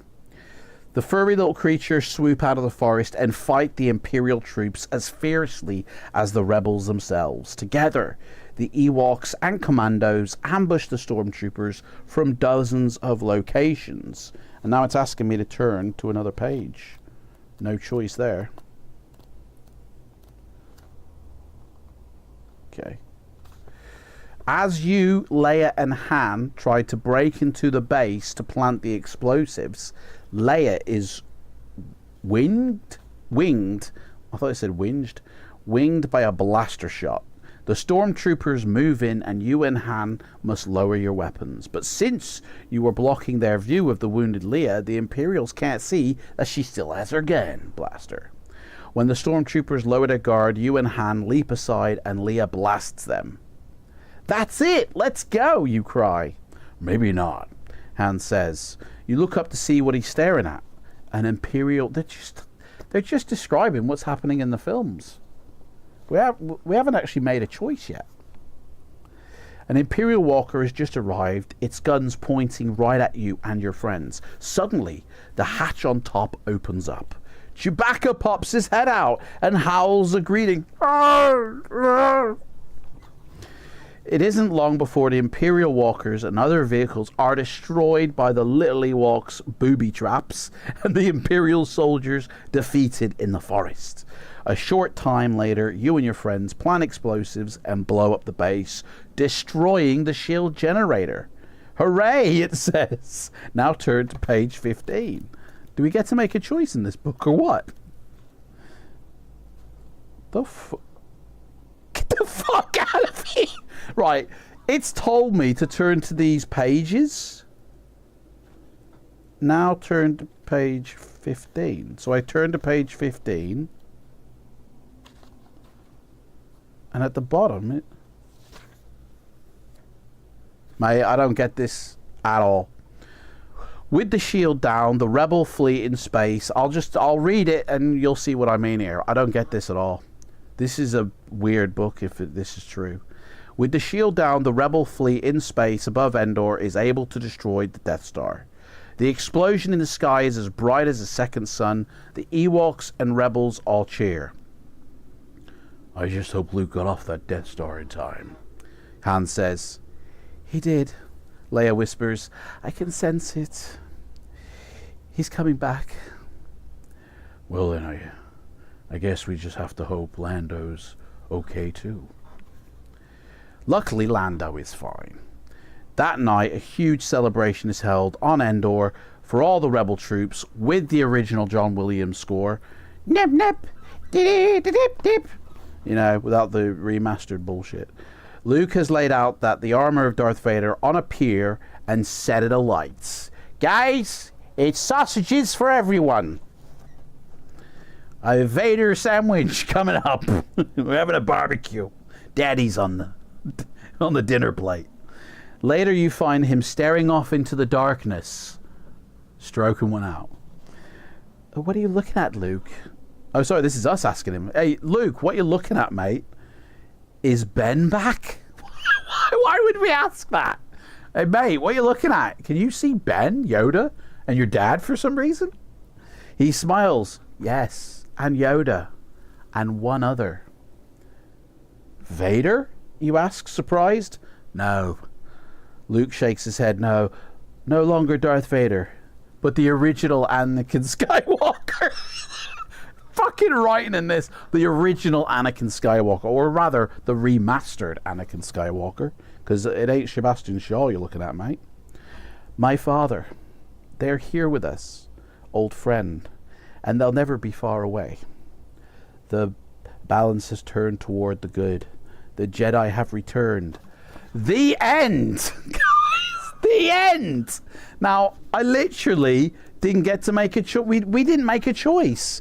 The first one, it says here, turn to page 7, right? So you turn to page 7. Oh, hang on, wait, what? I didn't go to page 7. Guys, I just read that wrong. That didn't say turn to page 7. I turned to another page where it totally made sense. Right, sorry, I screwed that pooch up, guys. Hang on, wait a sec. Yeah, this time things didn't go your way. Where did I no, right. That's what I did wrong. Fucking hell, mate. I'm such a plonk. So I read page 1, right? Yeah. And didn't see this thing at the bottom. I just turned the page over thinking page or paragraph 1 was still a continuation. So I continued to read page 2, which is a different thread and a different story. And that's where we went off from. So we skipped like half the book, basically. We skipped to the end. We activated the cheat code and went straight to the end of the book. Oh, right. Scratch the last 10-15 minutes. So you were born and raised in Tatooine. You're basically somebody who has seen everything in the first 3 films. However, the war is far from over, and it seems that old Darth Vader is coming to get you. This time things didn't go your way, but this time they will, because I will read it correctly. Unbelievable. So, sorry guys. Vader captured, so this, now we're on the correct path, okay? Vader captured Han Solo, froze him solid in a material called carbonite, turned him over to a bounty hunter named Boba Fett. Now you and the rest of your friends have returned, after all this time, to your home planet of Tatooine. Don't remember them going to Tatooine in Return of the Jedi? In order to save Han from the criminal mastermind Jabba the Hutt, who put the bounty on Han's head. That's ruined the story now. I know how it ends. Sorry, David. I mean, if you've seen the films, you know what I mean? It has taken long days of planning, but finally you are ready for Han's rescue. You and Lando Calrissian have infiltrated Jabba's palace guards, and it feels good to get it. No, sorry. Your Jedi powers were of some help in this, so we've got some Jedi powers, guys. They have increased a bit, but not anywhere near as much as Luke's. He's always been the golden boy. I don't know how long we can fool them, you tell Lando, as you stand to attention in Jabba's Great Hall, staring at your co-workers, a nasty crew of alien pirates, bounty hunters, and guards. On one wall hangs the huge black block of carbonite, inside which your friend Han Solo is frozen. I know. You try not to look at it, you know, but it's kind of cool, isn't it? Has anybody got that on their fridge? That big thing you can put on your fridge, you know? Because that's pretty cool, isn't it?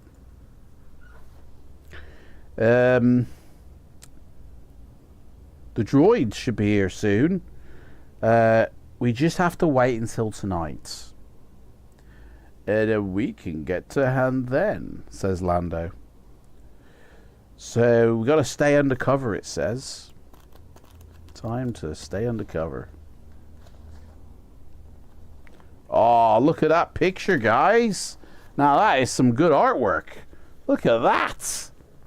That's ace. How cool is that? Was that drawn by hand? Fuck yeah, it was. Mate, that's some good shit right there, isn't it? Oh, ho, ho, ho, ho, ho, ho, ho. Oh, ho, ho, ho, ho. Give us a kiss. Moments later, you hear the familiar voice of C-3PO and the beeping language spoken by R2-D2 as they enter Jabba's audience chamber.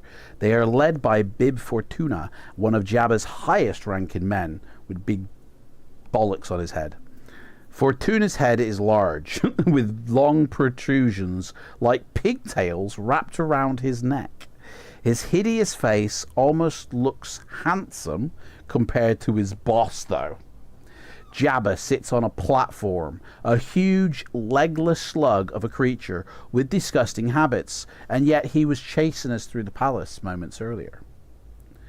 As Bib Fortuna tries to explain to Jabba why the droids are there, 3PO, a protocol droid who knows millions of languages, urges R2 to play a message stored in his databanks. Suddenly, a large holographic projection of Luke appears in the air above R2, and a hush falls over the room as if Luke's Jedi power can be felt even through Luke himself if he isn't there. That's what it says. Even Jabba pays attention. Greetings, Exalted One, the holographic projection of Luke says. Allow me to introduce myself. I am Luke Skywalker, Jedi Knight and friend to Captain Solo. I know that you are powerful, mighty Jabba, and that your anger with Solo must be equally powerful. But I'm fucking Luke Skywalker, alright? You do what I say, alright? You get your memes from me now, okay? I seek an audience with your greatness to bargain for Solo's life.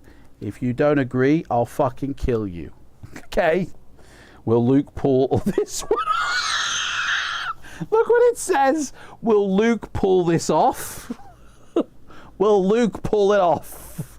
I don't know why that tickles me. It just does. Right, will he pull this off, guys? Oh, I don't know. No choice yet. We haven't made a choice yet. With Luke's words, Jabba begins to laugh. Oh, oh, oh, oh, oh, oh, oh, oh, oh, oh, oh, oh. His huge, disgusting belly swaying with every chuckle. With your wisdom, I'm sure that we can work out an arrangement which will be mutually beneficial and enable us to avoid any unpleasant confrontation at the Sarlacc pit. The hollow of Luke continues. You cringe because, you know, it's the 80s. You know the part coming up is going to make C-3PO very unhappy. Though it's all part of the plan. We got a plan, Louis. As a token of my goodwill, the hollow goes on, I present to you a gift. These two droids. Both are hard-working and will serve you well. R2 makes great sponge cake. I await your decision. Like, he ain't no Jedi. Yeah, that's it. That's the one. What did he say? C-3PO cries. This can't be. R2, you're playing the wrong message, you little fucker. Jabba only laughs harder. Sorry, I can't do that. And announces that he will not make a deal with Luke. But he will keep the droids. Cheers. So much for plan A. You think as R2 and 3PO are taken away. Good thing we've got plan B. Now turn to this page. Dude, are we getting a choice in the future?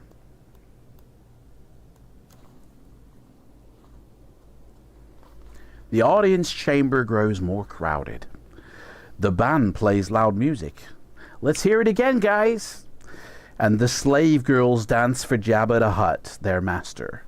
When one of the dancers stumbles, she is dragged across the floor into a pit. A huge, monstrous creature called a Rancor attacks her. Her screams are so pitiful, you almost reveal your true identity to try and save her. But if you did, your whole plan would be off. And more than likely, you and all your friends would join Han as Jabba's captives. So you can't take that risk. Just gotta let the bitch die. Suddenly, amidst throngs of criminals and slaves, weapon fire sounds over the blaring music, an angry Jabba demands to know who has dared, it's steaming up here, who has dared fire a weapon inside his home. A bounty hunter named Bush pushes forward, leading Chewbacca in chains. Bush wants to collect the bounty on Chewie. Right on schedule. Oh, it can't be much longer, Lando whispers to you. With 3PO interrupting, Jabba and Bush negotiate payment for Chewbacca, and soon the Wookiee is led off to the dungeons while Bush joins the non-stop party in the audience chamber. We're having a party. We're having a good time. I don't want a Jedi at all. I'm a fat Jabba on my way to Mars like a slug on a collision course. I don't know. Sorry. Flip to, it says. Flip to. Guys, we're not going to make a choice. This is just a book that's been put out of order. Are there any choices to make? Yeah. Okay, there you go. You got 3 choices on that page. But there ain't many pages where you're making choices, I will say. This is a little bit weak in the old choose your own adventure. Late that night, after everyone has retired to their chambers, you and Lando hide in the shadows of the audience chamber to make sure Plan B goes smoothly. Presently, the bounty hunter Bush enters the chamber and glides across the room to the huge carbonite slab. A light on one edge of the slab beeps and blinks, showing that Han is still alive inside. Come help me, Leia. Bush presses a few buttons, beep, beep, beep, and the carbonate begins to melt. Moments later, Han is thawed out and collapses into Bush's arms. Still, you and Lando don't move. Like, what's going on here? You are there as backup as only. You can't blow your cover until the last moment, so you decide to blow Lando instead. No, Bush says. Don't try to stand up yet. Something's wrong, Han mumbles. I can't see. You have hibernation sickness. Bush whispers. Your eyesight will return in time. Come, we've got to hurry. I'm not going anywhere, Han says angrily. Who are you, anyway? Bush takes off his helmet. Someone who loves you very much, she says. Leia, Han exclaims. Now turn to another page. Just read the book here. Just as they embrace, deep laughter rumbles across the audience chamber. Familiar laughter. A heavy curtain is drawn aside, and behind it, Jabba the Hutt sits in all his disgusting glory. 3PO, the bounty hunter, Boba Fett, and several of Jabba's huge pig-like Gamorrean guards wait in attendance. Jabba commands his audience to throw Han in the dungeon with Chewie and turn Leia into a slave girl to replace the one he fed to the Rancor earlier. Oh yeah, bikini slave girl coming up. You start forward to stop Jabba's men, but a strong hand clamps down on your shoulder. Lando whispers no.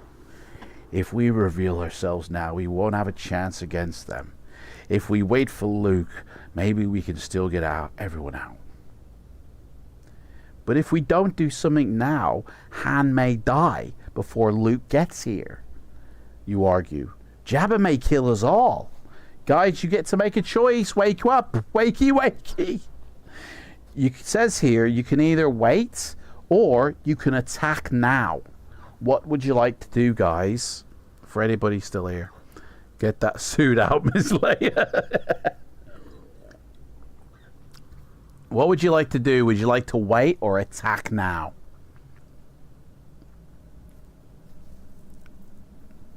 Man, you don't make many choices in this book, I feel. The cover illustration, it says, was done by Steve Chorney. That's not an illustration, mate. That's a fucking photograph. That's a photograph of Yoda, not an illustration of him. Is it? I don't know. Maybe it is. It's a bloody good one if it is. I think that is actually a illustration. It's a bloody good one, isn't it?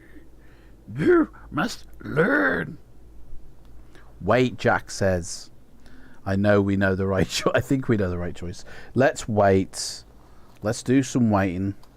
Let's play some chess. Innit?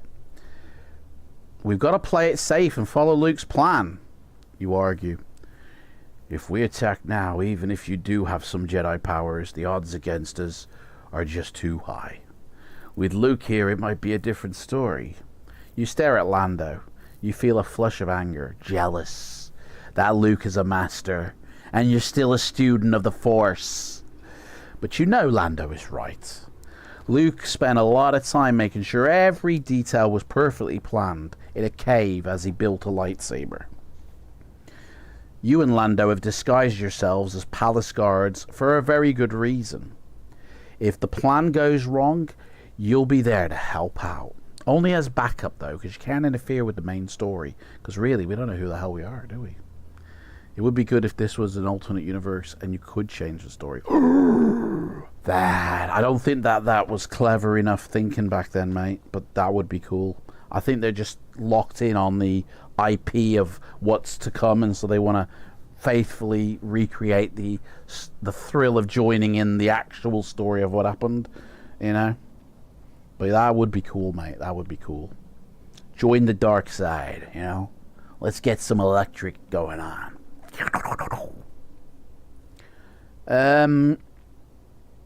So you keep silent as the temporarily blinded Han Solo is brought to the dungeon and locked up with Chewie. We just watch on, we do. See you, Han, mate, buddy, pal of mine. You don't say anything, even when Princess Leia is taken away. We just wait for that return favor to come on. Dressed in one of the slave girls' costumes and chained as Jabba's side. Yeah, we ain't going to interfere with that chain of events. Let that happen, innit? Chain her up. Come on. Get her costume going. She's ready for Comic-Con. That night, you can barely sleep because you're thinking of Leia with the costume. Early in the morning, Bib Fortuna enters the already crowded audience chamber, who were all staring at Leia, probably, with Luke right behind him. You know that Luke is using Jedi mind control to force Fortuna to do as he says. It is a talent you do not have. Ooh, we don't have the mind control? That's like a Jedi stage 2, isn't it? So what do we have? Just to throw a lightsaber around? Can we even use the Force to, you know, move things? Can we Force push? Guys, did you guys play that? I think it was Revenge of the Sith game on PlayStation 2 when the film came out. Man, that was really good. Like, you got to use your powers and upgrade, and like, I felt that was just really... I don't know why I thought of that, sorry, but I thought it was really good. Sorry. Bib Fortuna approaches Jabba and whispers to him. Jabba notices Luke and shouts angrily at Bib Fortuna in his own language. Master Luke, C-3PO shouts excitedly. Master Luke has finally come to rescue me. Never mind R2, mate. Just think of yourself, 3PO. Oh, I'm spitting everywhere. Luke, Leia calls to him. Watch yourself. Luke goes, I'm watching you, love. Jabba shouts at 3PO, and though you can understand the words he's saying, he is obviously angry, and he wants the droid to translate. Luke seems very calm. He's doing the old reverse psychology trick. He is a powerful presence in his long black robe and hood, and still is one at the end of the Mandalorian season when he turns up. Spoilers. The preponderant Jabba gave orders not to admit Skywalker, 3PO announces, and Jabba's anger is clearly directed at Bib Fortuna, who's led Luke directly to Jabba. Bibby, your job's on the line, mate. I must be allowed to speak, Jabba, Luke says. Jabba rumbles something at Bib Fortuna, and though the words are probably meant only for Fortuna, 3PO does translate it. Weak-minded fools. Skywalker is using an old Jedi mind trick. Cheers, 3PO. Give the game away, mate. Jabba. Luke snaps his fingers. Look at me. You know he's trying to control Jabba's mind with his Jedi powers. Bring me Captain Solo and the Wookiee. Can this work? On page 16. Oh, man. Yeah, there's another choice coming up, guys. Don't worry. Jabba laughs in his booming voice and responds, ho, ho, ho, ho, ho, ho, ho.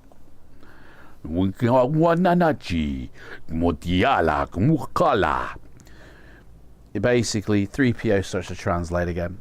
Your Jedi mind powers will not work on me. Doesn't have the same rings when Jabba says it, does it, when they get the translation?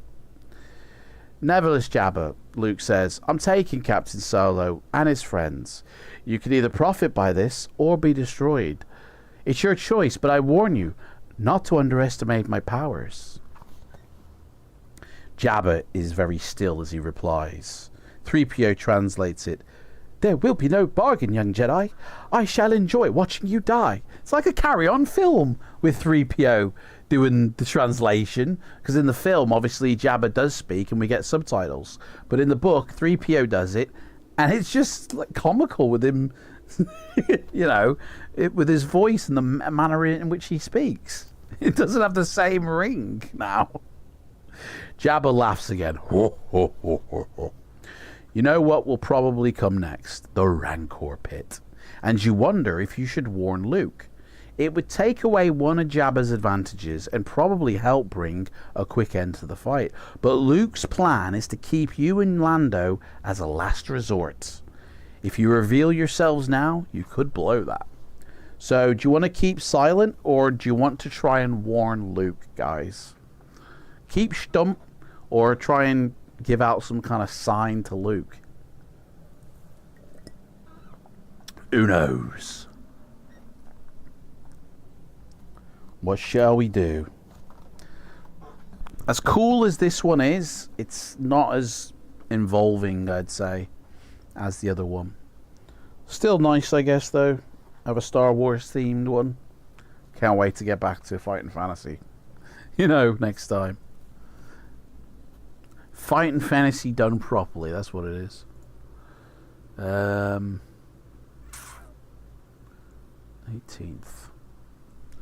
Check on the 18th.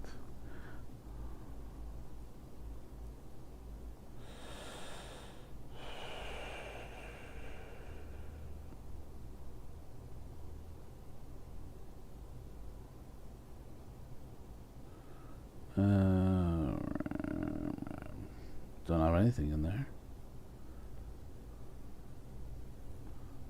Sure.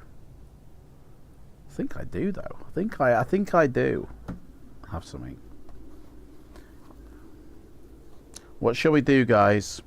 Keep silent. Am I still streaming? Yeah. Keep silent or try to warn Luke. I don't think anybody wants to answer in case it's the nuke answer, not the Luke answer.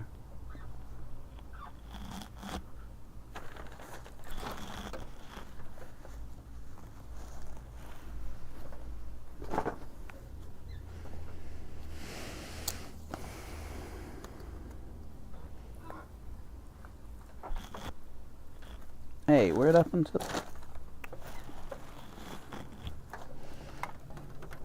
Yeah. A pack of cards here on the floor. Hey guys, you want to see a magic trick? Let me open this pack up. Check this out, guys. You'll like this. You'll appreciate this. Okay. Pack of cards here. Okay. Normal pack of cards. Okay. Yeah. We got red. We got all the colors under the sun. Right. Here we go. Pick a card. Right. Pick a card. I'm gonna do this. Okay. You ready? Pick a card. Any card you like. I mean, I've got to do it for you. I've just realized this. This don't work. Okay. What's that number? Yeah. Is that a number? Okay. You ready? Here we go. Was that your number? Was that your card? Was that your card? No? That wasn't your card? Let's do this again. Pick a card. Pick the one off the top this time. Pick a card. Remember that number. Remember that card. Okay? Here we go. There you go. Ready? Here we go. Was this your card? Can't even see what I'm doing. Can't even see what I'm doing. Was this your card? No? Hang on a second. Was this your card? I don't know how I'm going to do this on a camera. Was this your card? Was that your card? Honestly, you can't do it on a camera. It's the translation don't really work that much, to be honest.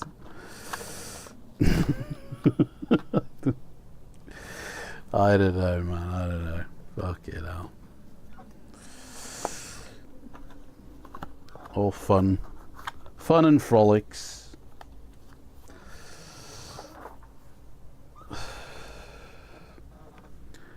Keep silent. There we go. Warm like. Keep silent. Oh, is that supposed to say warn? It says warm with an M. So keep silent. I think, yeah, Jack was meant to say warn Luke, but not. It came out warm like. Do the thumb trick to make it look like a thumb. Hey guys, you want to see a trick?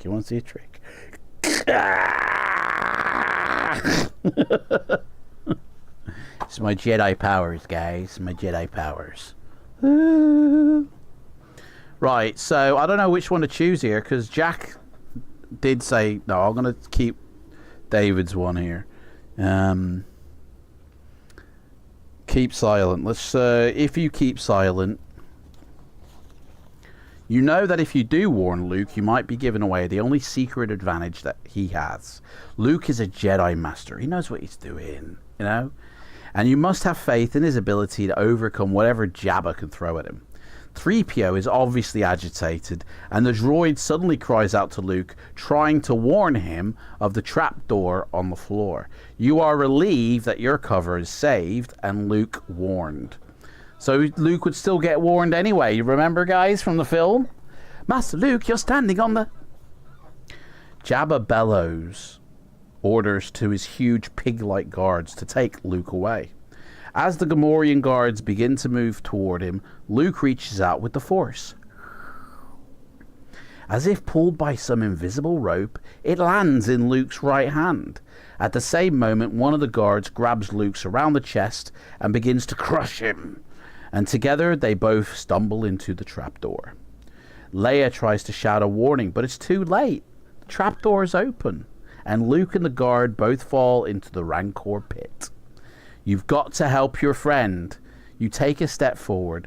Lando grabs your arm. Luke's plan. He begins. Hello, ladies. You have to say something on page 4.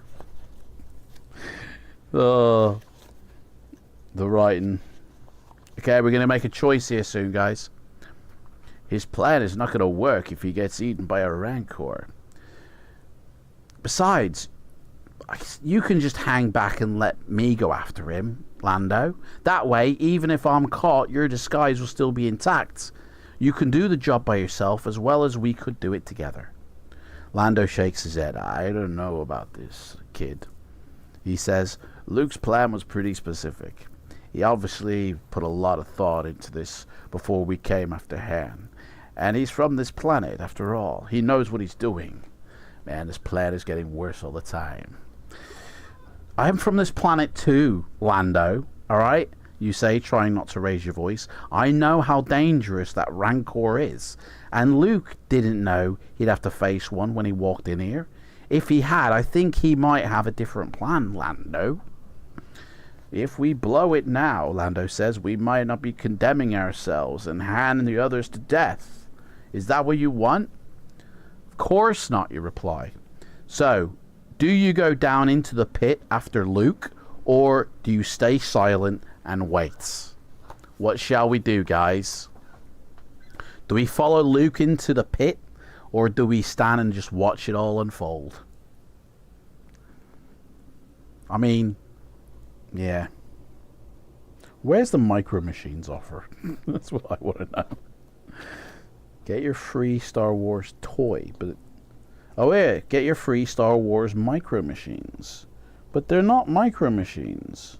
They're just like Kinder Eggs toys, if anything. It says $1 value. A toy with a $1 value? How you can get it for free? Oh wait, no, actually you get... Yeah. Yeah, it's a $1 value toy, man. Open to all persons reading and residing in the US and Canada. So, I wouldn't have been able to do it anyway. Bummer. Hey guys, what are we doing? Hello? Are we going to jump into the pits with the Rancor? Or are we just going to watch and go, yeah, Luke's got this one, I think. I've seen this film before. What shall we do? Should we be the hero or be a coward?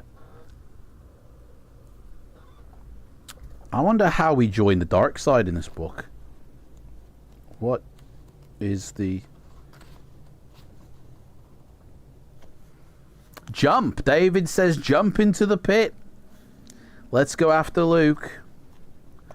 Can't imagine this is going to end... Well, I can't imagine it is the end, though.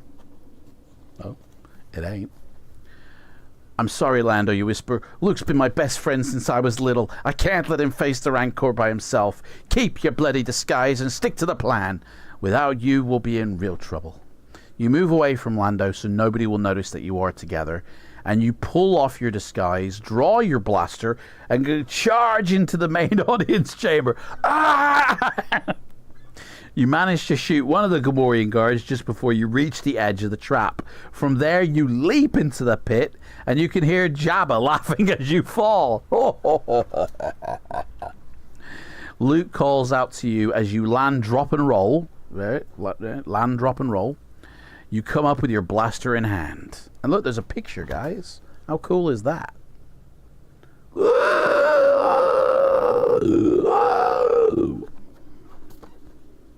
Luke is in a corner holding the enormous meat-eating monster off with a huge bone. All right, mate, no need to get, descriptive and dirty. Blaster fire won't even dent its hide. Stay out of the way. And with that, Luke runs between the Rancor's legs, swatting at his knee with the bone as he passes through it. And the Rancor barely notices as it turns towards you. Luke comes to stand by you. You may have just been throwing your life away, old friend. Mate, I don't even know who you are. I couldn't let you face this alone, Luke. Buddy, pal. After all we've been through, Face the Rancor together on page 59. Come on, here we go. Luke's your best friend. Strange, he's never mentioned you before. And they give Luke the Y-shaped stick. Yeah. There it is. You reach inside your shirt and you pull out your lightsaber. I'm sorry. With the flick of a switch, it crackles into electric life, humming with power. The Rancor darts towards you and you slash at its clawed hand. The beast howls in anger and pain. Now you've done it, Luke says. And he's right, the Rancor's skin is barely slashed, but it's much angrier than it was before. Fortunately, you are under an outcropping where the people in Jabba's audience chamber cannot see you. So the Hutt doesn't know you are a Jedi with a lightsaber. They think Luke's down there by himself, but they've just seen me jump in. Luke glances over at the raised gate used to let the Rancor into the pit.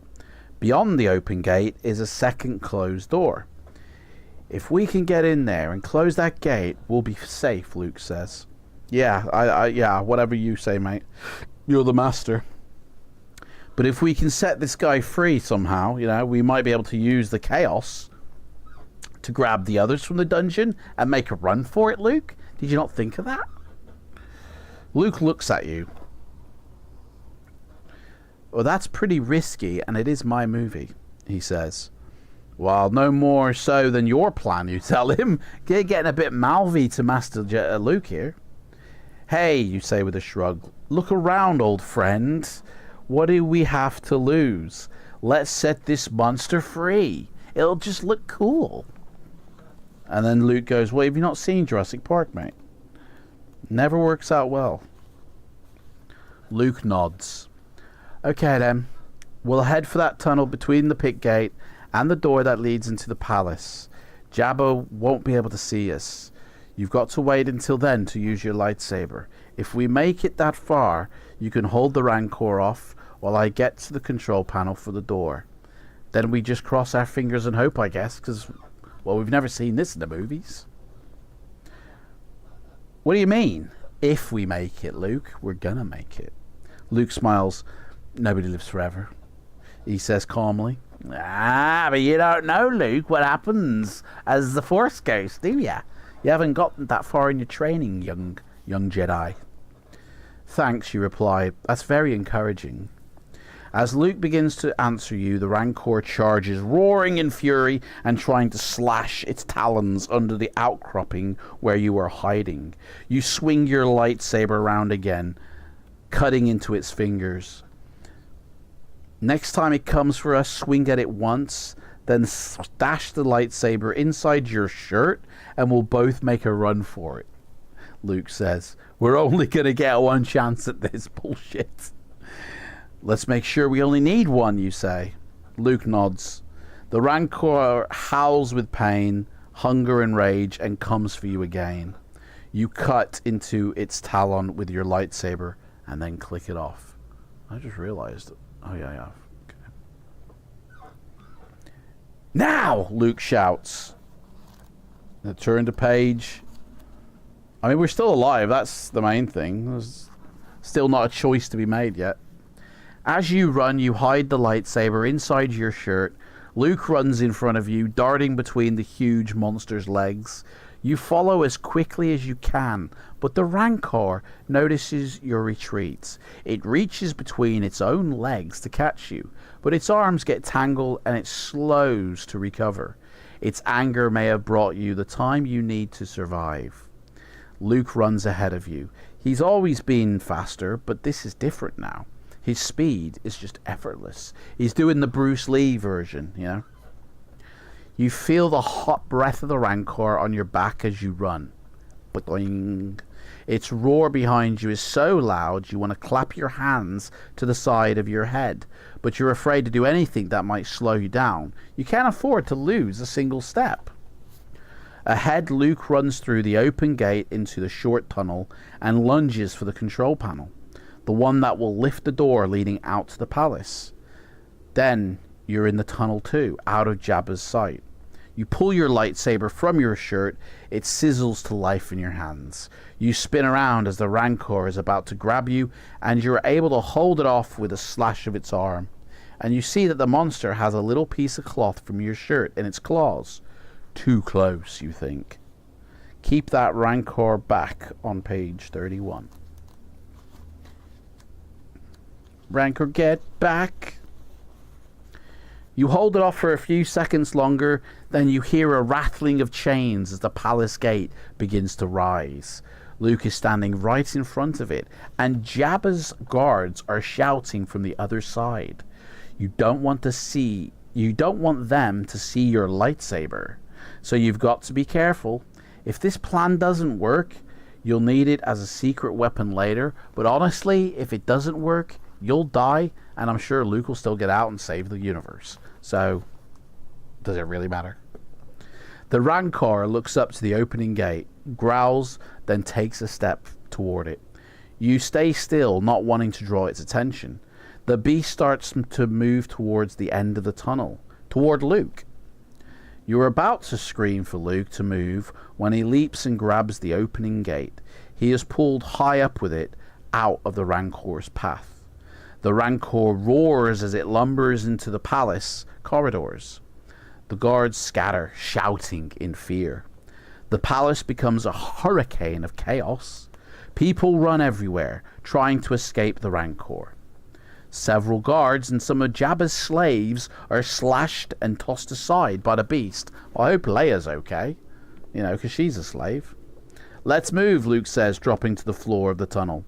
You hold your lightsaber at your side as you run for the dungeon. It doesn't matter if you're seen with it now. Fight for your lives on page... Do we get to make a choice? Pretty thin on the choices, isn't it?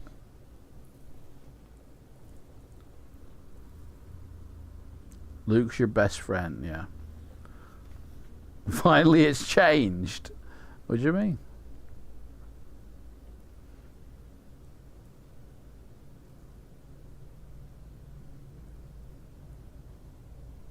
Hang on, what page was I meant to turn to? These both look legit here. We'll go with this one. At the dungeon, you and Luke knock out the two guards who have maintained their posts despite the chaos. You slash the controls with your lightsaber and the doors open. Chewbacca and Han are free. The four of you run for the main audience chamber. Chewie has to help. Chewie has to help Han, who still cannot see very well. Lando, Leia, and 3PO are in the chamber, and you're not leaving without them. Down a side corridor, you hear a familiar series of beeps and whistles. It's R2-D2! Everyone is relieved. Now you only have to find the others. Hopefully, Jabba and Boba Fett are busy trying to catch the Rancor, because he's tearing it up. As you come around a corner just before the main audience chamber, you are startled by someone running straight at you. You raise your lightsaber, but before you can swing, you realize who it is. Leia, Luke shouts. Chewbacca roars, it's Princess Leia and C-3PO. Lando broke me free, Leia says. We're all here then. I'll bet he broke you free, love. Eh?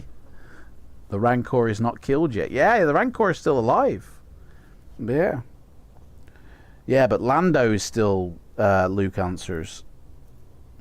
I'll go back for... I'll go back for him, Han says. Are you nuts, you snap? You can't even see, mate. I'll go back for Lando. The rest of you, get out of here. Luke looks worried, but he nods. We won't leave without you, Mr. Nobody. Okay, Luke, thanks. That means a lot to me. 1050. If I can't make it back, you have to go on without me, you insist. Well, of course they will. How will we know if you're gonna make it or not? Han asks angrily.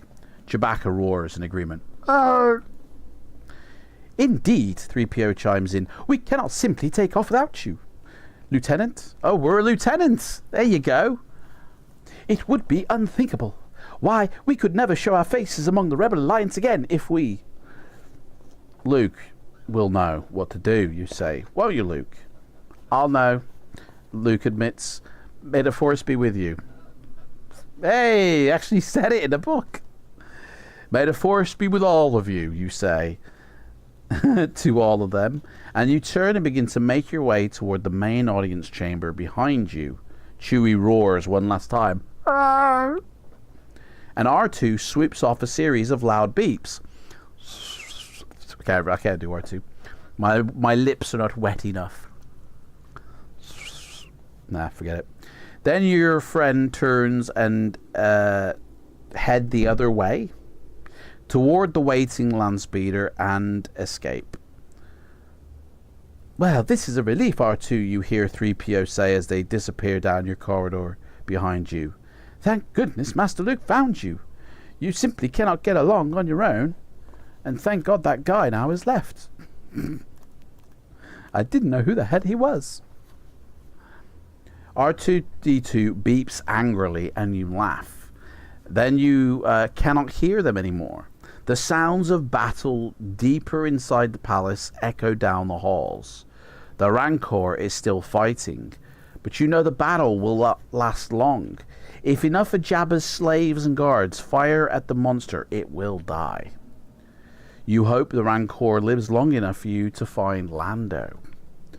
The main audience chamber is up ahead. You are about to enter when a huge shadow falls on the wall. Ooh, what's this? You look up and you find yourself face to face with the giant slug criminal himself, Jabba the Hutt. Oh, oh, oh, oh, oh, oh, oh, oh.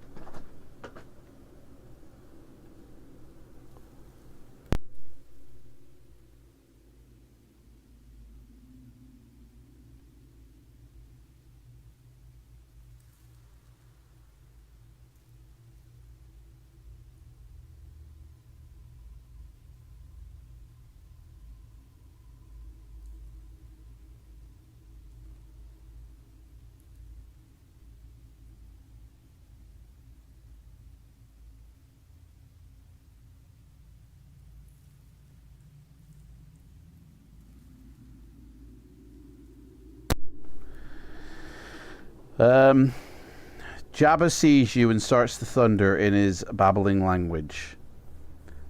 Did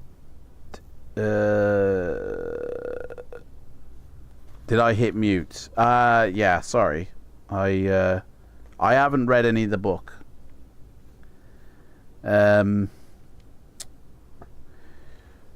Yeah, we're face to face with Jabba the Hutt. Jabba sees us and starts to thunder in his babbling language. Without C-3PO to translate, you shouldn't be able to understand, but somehow you do. Maybe it's your Jedi powers.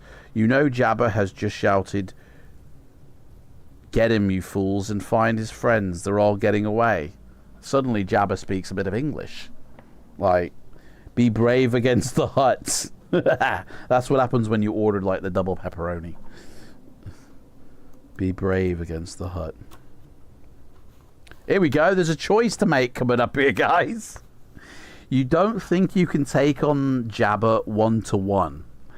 The Hutts are huge, powerful creatures, and you won't do Lando any good if you're dead.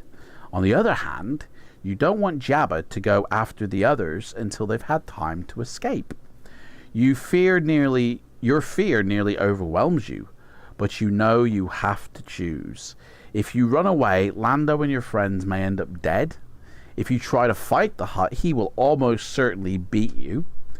And if you try to lead him in the wrong direction to give Luke and the others more time to get away, Lando will be left on his own.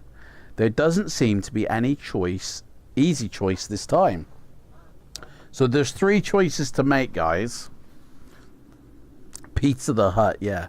We can either run away, stand and fight Jabba, or try to lead Jabba in the wrong direction so our friends can escape. I mean, yeah, I don't know. I don't see Jabba running after us, to be fair. But we can either run away, or we can stand and fight, or we can try and get Jabba, led somewhere. Can we have a coffee? I don't think coffee exists in the Star Wars universe. I've never heard anybody ever refer to it. But I just had a swig, and it's pretty weak, to be honest. I've run out of coffee. I had, like, the last dregs. I need to go do a food shop, which hopefully I'll be doing after this stream.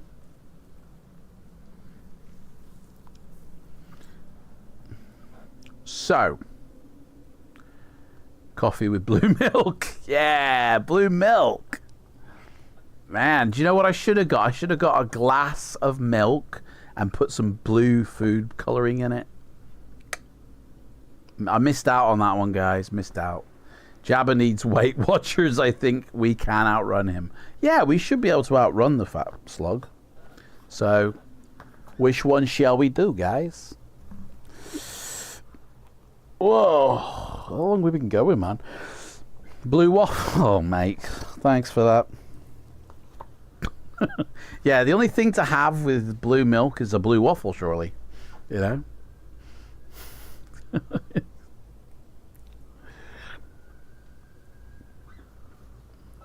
With blue cheese. Yeah. Everybody likes a little bit of blue.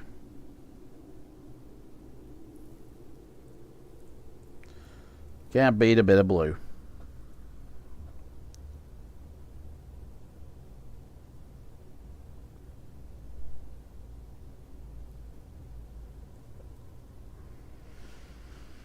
What shall we do, guys? Run, fight, or I don't know, lead. Run, fight, or lead.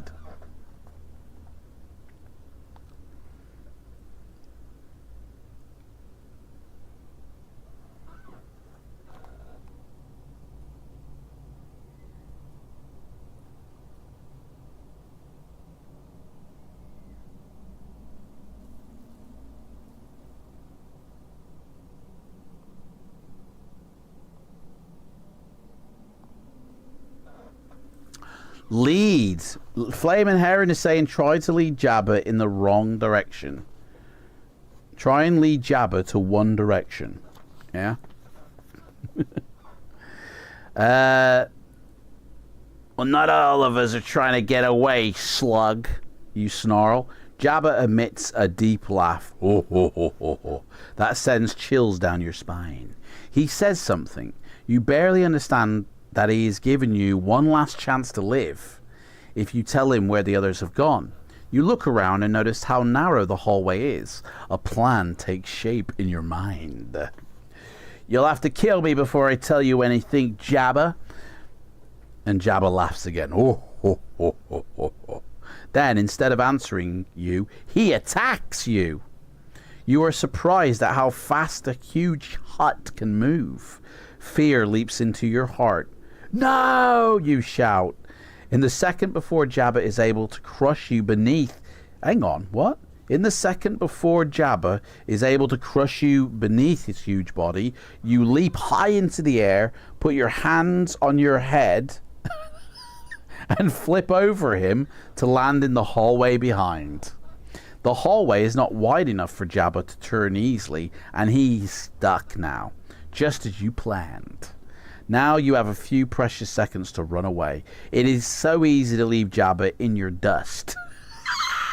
In your dust! You turn down a long corridor, and in the distance you hear the Rancor shriek. The monster must have finally been defeated, you realize. Well, who killed the Rancor? And if you can hear him, he ain't defeated. He's still alive. Duh. And do the Macarena and the hokey cokey. And that's what it's all about. Jabba is so angry that he does exactly what you hoped he would do. He chases you, which buys time for Luke and others to get away. If Lando is still free inside the palace somewhere, this may give him the opportunity to get away as well. Come on, slug, you'll never catch me. I'll be out of the palace and halfway to Mos Eisley before you could even catch your breath. You shout to Jabba, spurring him on. Well, he's stuck in the corridor, isn't he? In his thunderous voice, Jabba calls for guards to help capture you, but the guards must be busy elsewhere because no one responds. The corridor turns left. You follow it around and around. You and Lando have been pretending to be Jabba's guards for days now, but you still don't know the palace very well, especially since you've never run through its halls in the middle of a Rancor attack and a breakout from the dungeon, so it's a bit confusing. Suddenly, you round another corner and find your way blocked by a group of palace guards. This is very similar to the intro that we read. You stopped so fast you nearly fall over. You are about to turn and run the other way when a deep voice growls, "Don't make a move." You look up and see the battered green armor, and it's Boba Fett. His weapon is pointed right at you. Uh-oh, it says. It says, uh-oh. Turn a page. Uh-oh. Oopsie. You're pretty quick on your feet, Fett says. You can hear Jabba bellowing as he slithers through the hall behind you. Getting closer. Too bad Jabba's gonna want to mount your head on the wall of his audience chamber. Oh, sorry, this is Fett. I thought this was me. Too bad Jabba's going to want to mount your head on the wall of his audience chamber like a trophy, Fett says, for letting Solo get away. As long as the others escaped, you start to say, I don't give a shit what happens to me, mate, because I'm not an important character. Jabba's roar of anger interrupts you. He shouts in his ugly language, and you get the basic idea of what he's saying. He is ordering Boba Fett to kill you. For what you pay me, Fett says, no problem. You're about to defend yourself when Boba Fett pauses. On the other hand, the one you really want is Solo, right? Jabba nods in agreement. Fett turns to you. How about it, kid? He says. I can kill you now, or you can help me recapture Solo. If we get him back, then you get to live. Is it a deal? Guys, Boba Fett wants to make a deal with us. We can decide to help Boba Fett to go and capture Han Solo, or we can decide no, and we will fight against Boba Fett right now in this hallway. What shall we do? I mean, I think this might be join the dark side. Well, no, it's not actually. It's Boba Fett's not like a Sith or anything. So what shall we do, guys? We can help Boba Fett and take down Han Solo, you know, and bring him back to Jabba's palace, or we can just go and then try and kill Boba Fett right now, and you know, and save the day. What shall we do, guys?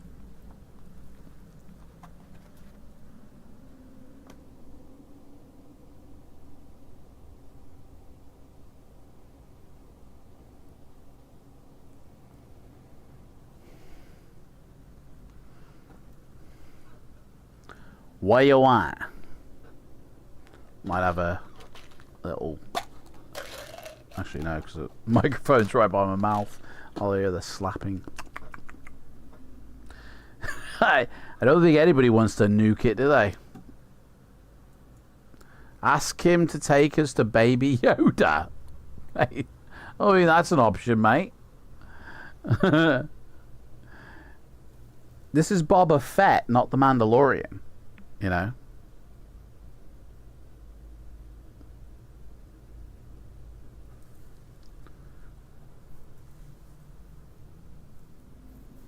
I reckon the Mandalorian is going to get to a point where they bloody invent time travel. And then it turns out Grogu is Baby Yoda, really.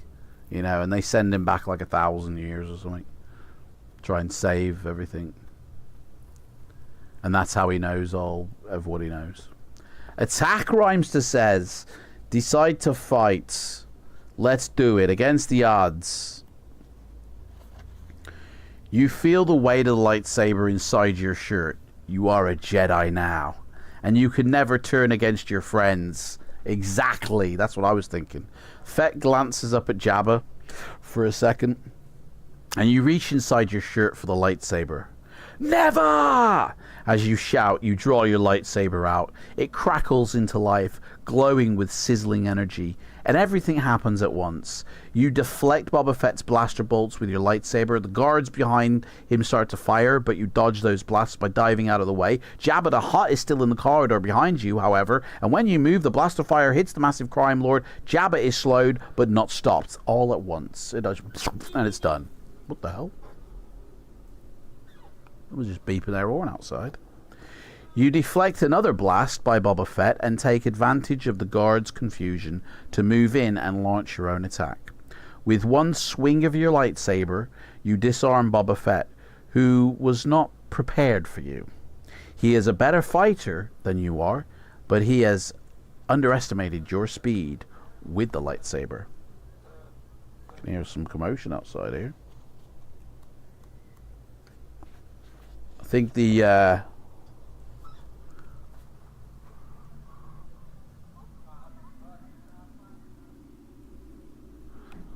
The RSPCA's turned up, guys. They've come for me. They found me. Boba Fett leaps out of the way of your next lightsaber attack. By then, Jabba's guards have realized that they are in danger from you because you're actually a bit of a badass. They put their arguments aside and try to shoot you down. The lightsaber flashes in your hands and you deflect their blasts. You rush the guards, who turn and run, convinced they won't be able to beat you, which is a good thing, since you're already exhausted and you can't keep up this pace for a moment longer. You turn to face Boba Fett, but you're too late. Fett has picked up one of the fallen guards' blasters and he's pointing it at you. Make a move. You should have taken my offer, kid. Fett says, now drop the lightsaber. You can't do that. The lightsaber is your last chance. You drop to the floor, roll, leap to your feet, lightsaber ready once more. I feel like this is what happened in Attack of the Clones with Jango Fett and Obi-Wan.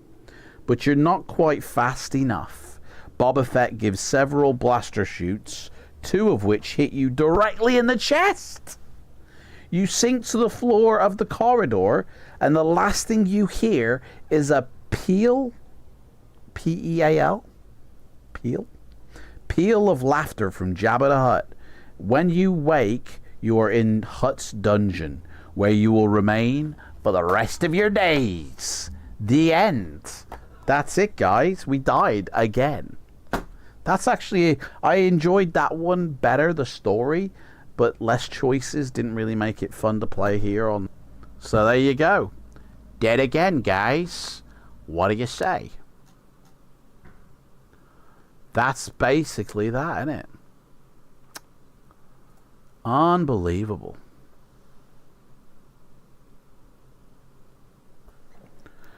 I mean, I was actually starting to get into it and enjoy it. But yeah, game over, man. It's game over, man. So that's it, guys. Star Wars Day. I might leave Darth up there, to be fair. Stranded, you know. I quite enjoyed this today, guys. Having a little change of a little change. Do you know what? I've got to take this head thing off. Hang on a second, guys. I'm sweating inside here. I'm dripping.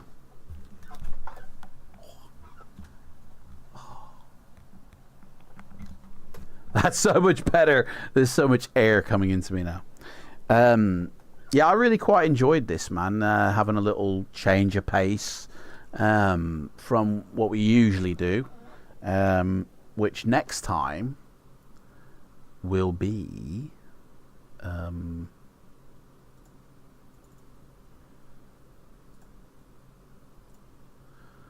the next one we do is Moonrunner. It will be back to normal with Fighting Fantasy, you know. Adam's own sweatsuit. It keeps cutting out, does it?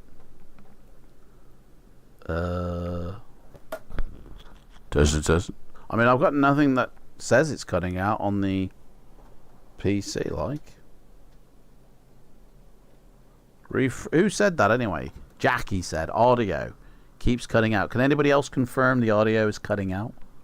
Because all I've done was take my headpiece off. That was it. Back to normal. I think it was the stream and it came good. Okay.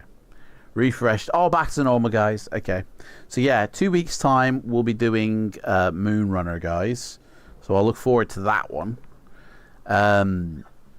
Yeah, these two can go away until next year. If Fighting Fantasy falls on May the 4th again, which obviously it won't do next year, but I guess I'll see you in 7 years' time when it does.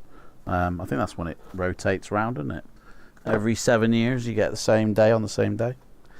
So yeah. Take this sweatsuit off. It's actually, I don't think I'm that sweaty now. I think I've become accustomed to it a little bit. Hey, what's this?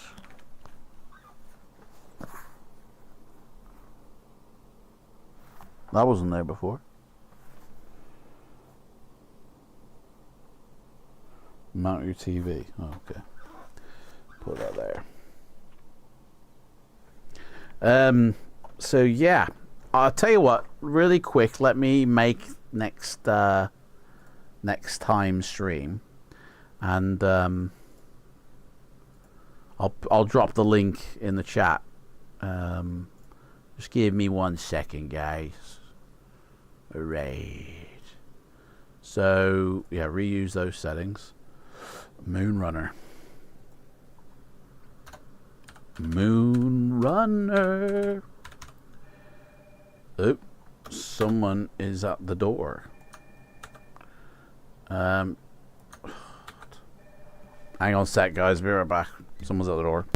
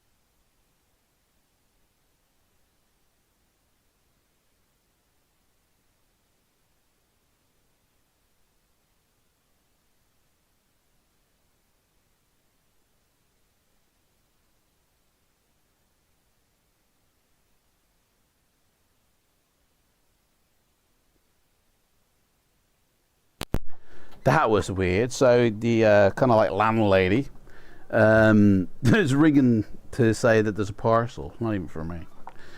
Right. She's probably outside. Actually, probably can hear me. So I better be quiet. Yeah. So that was all right. Moonrunner. I can hear her talking.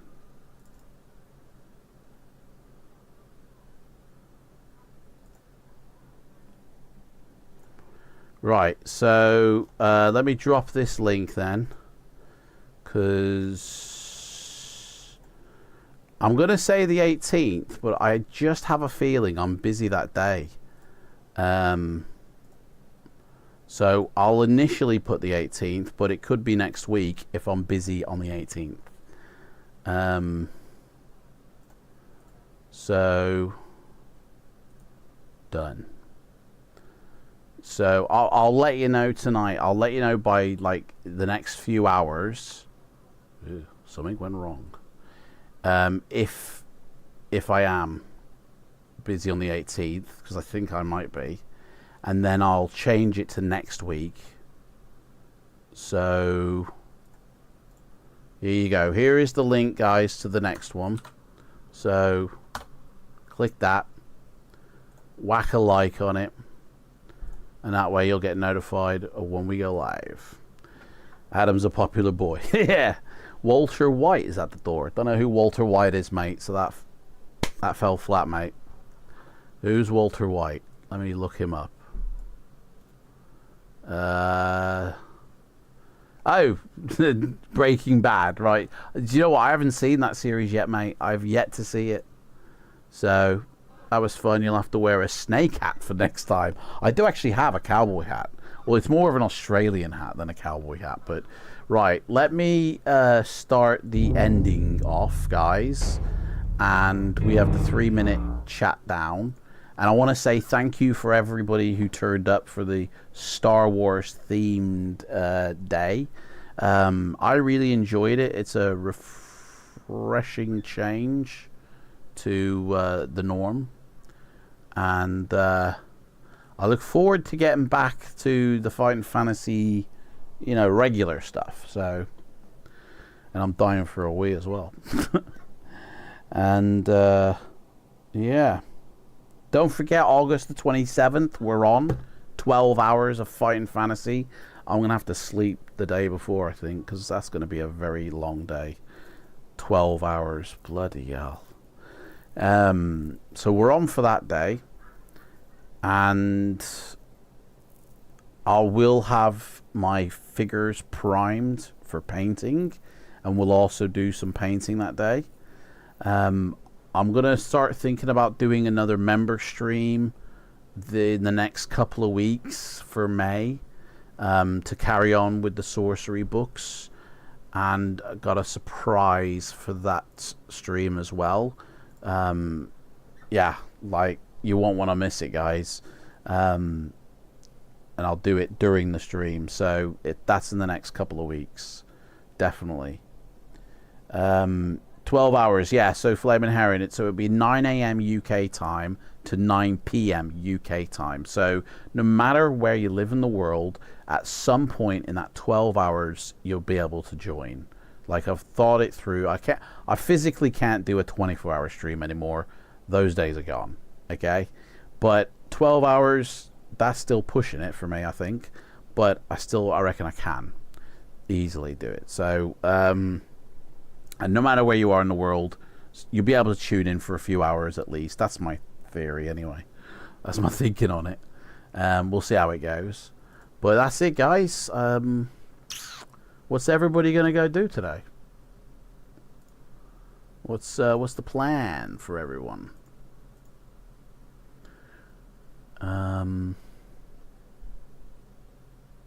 Yeah. End it us. I didn't even bust into me knickknacks that I went out and got.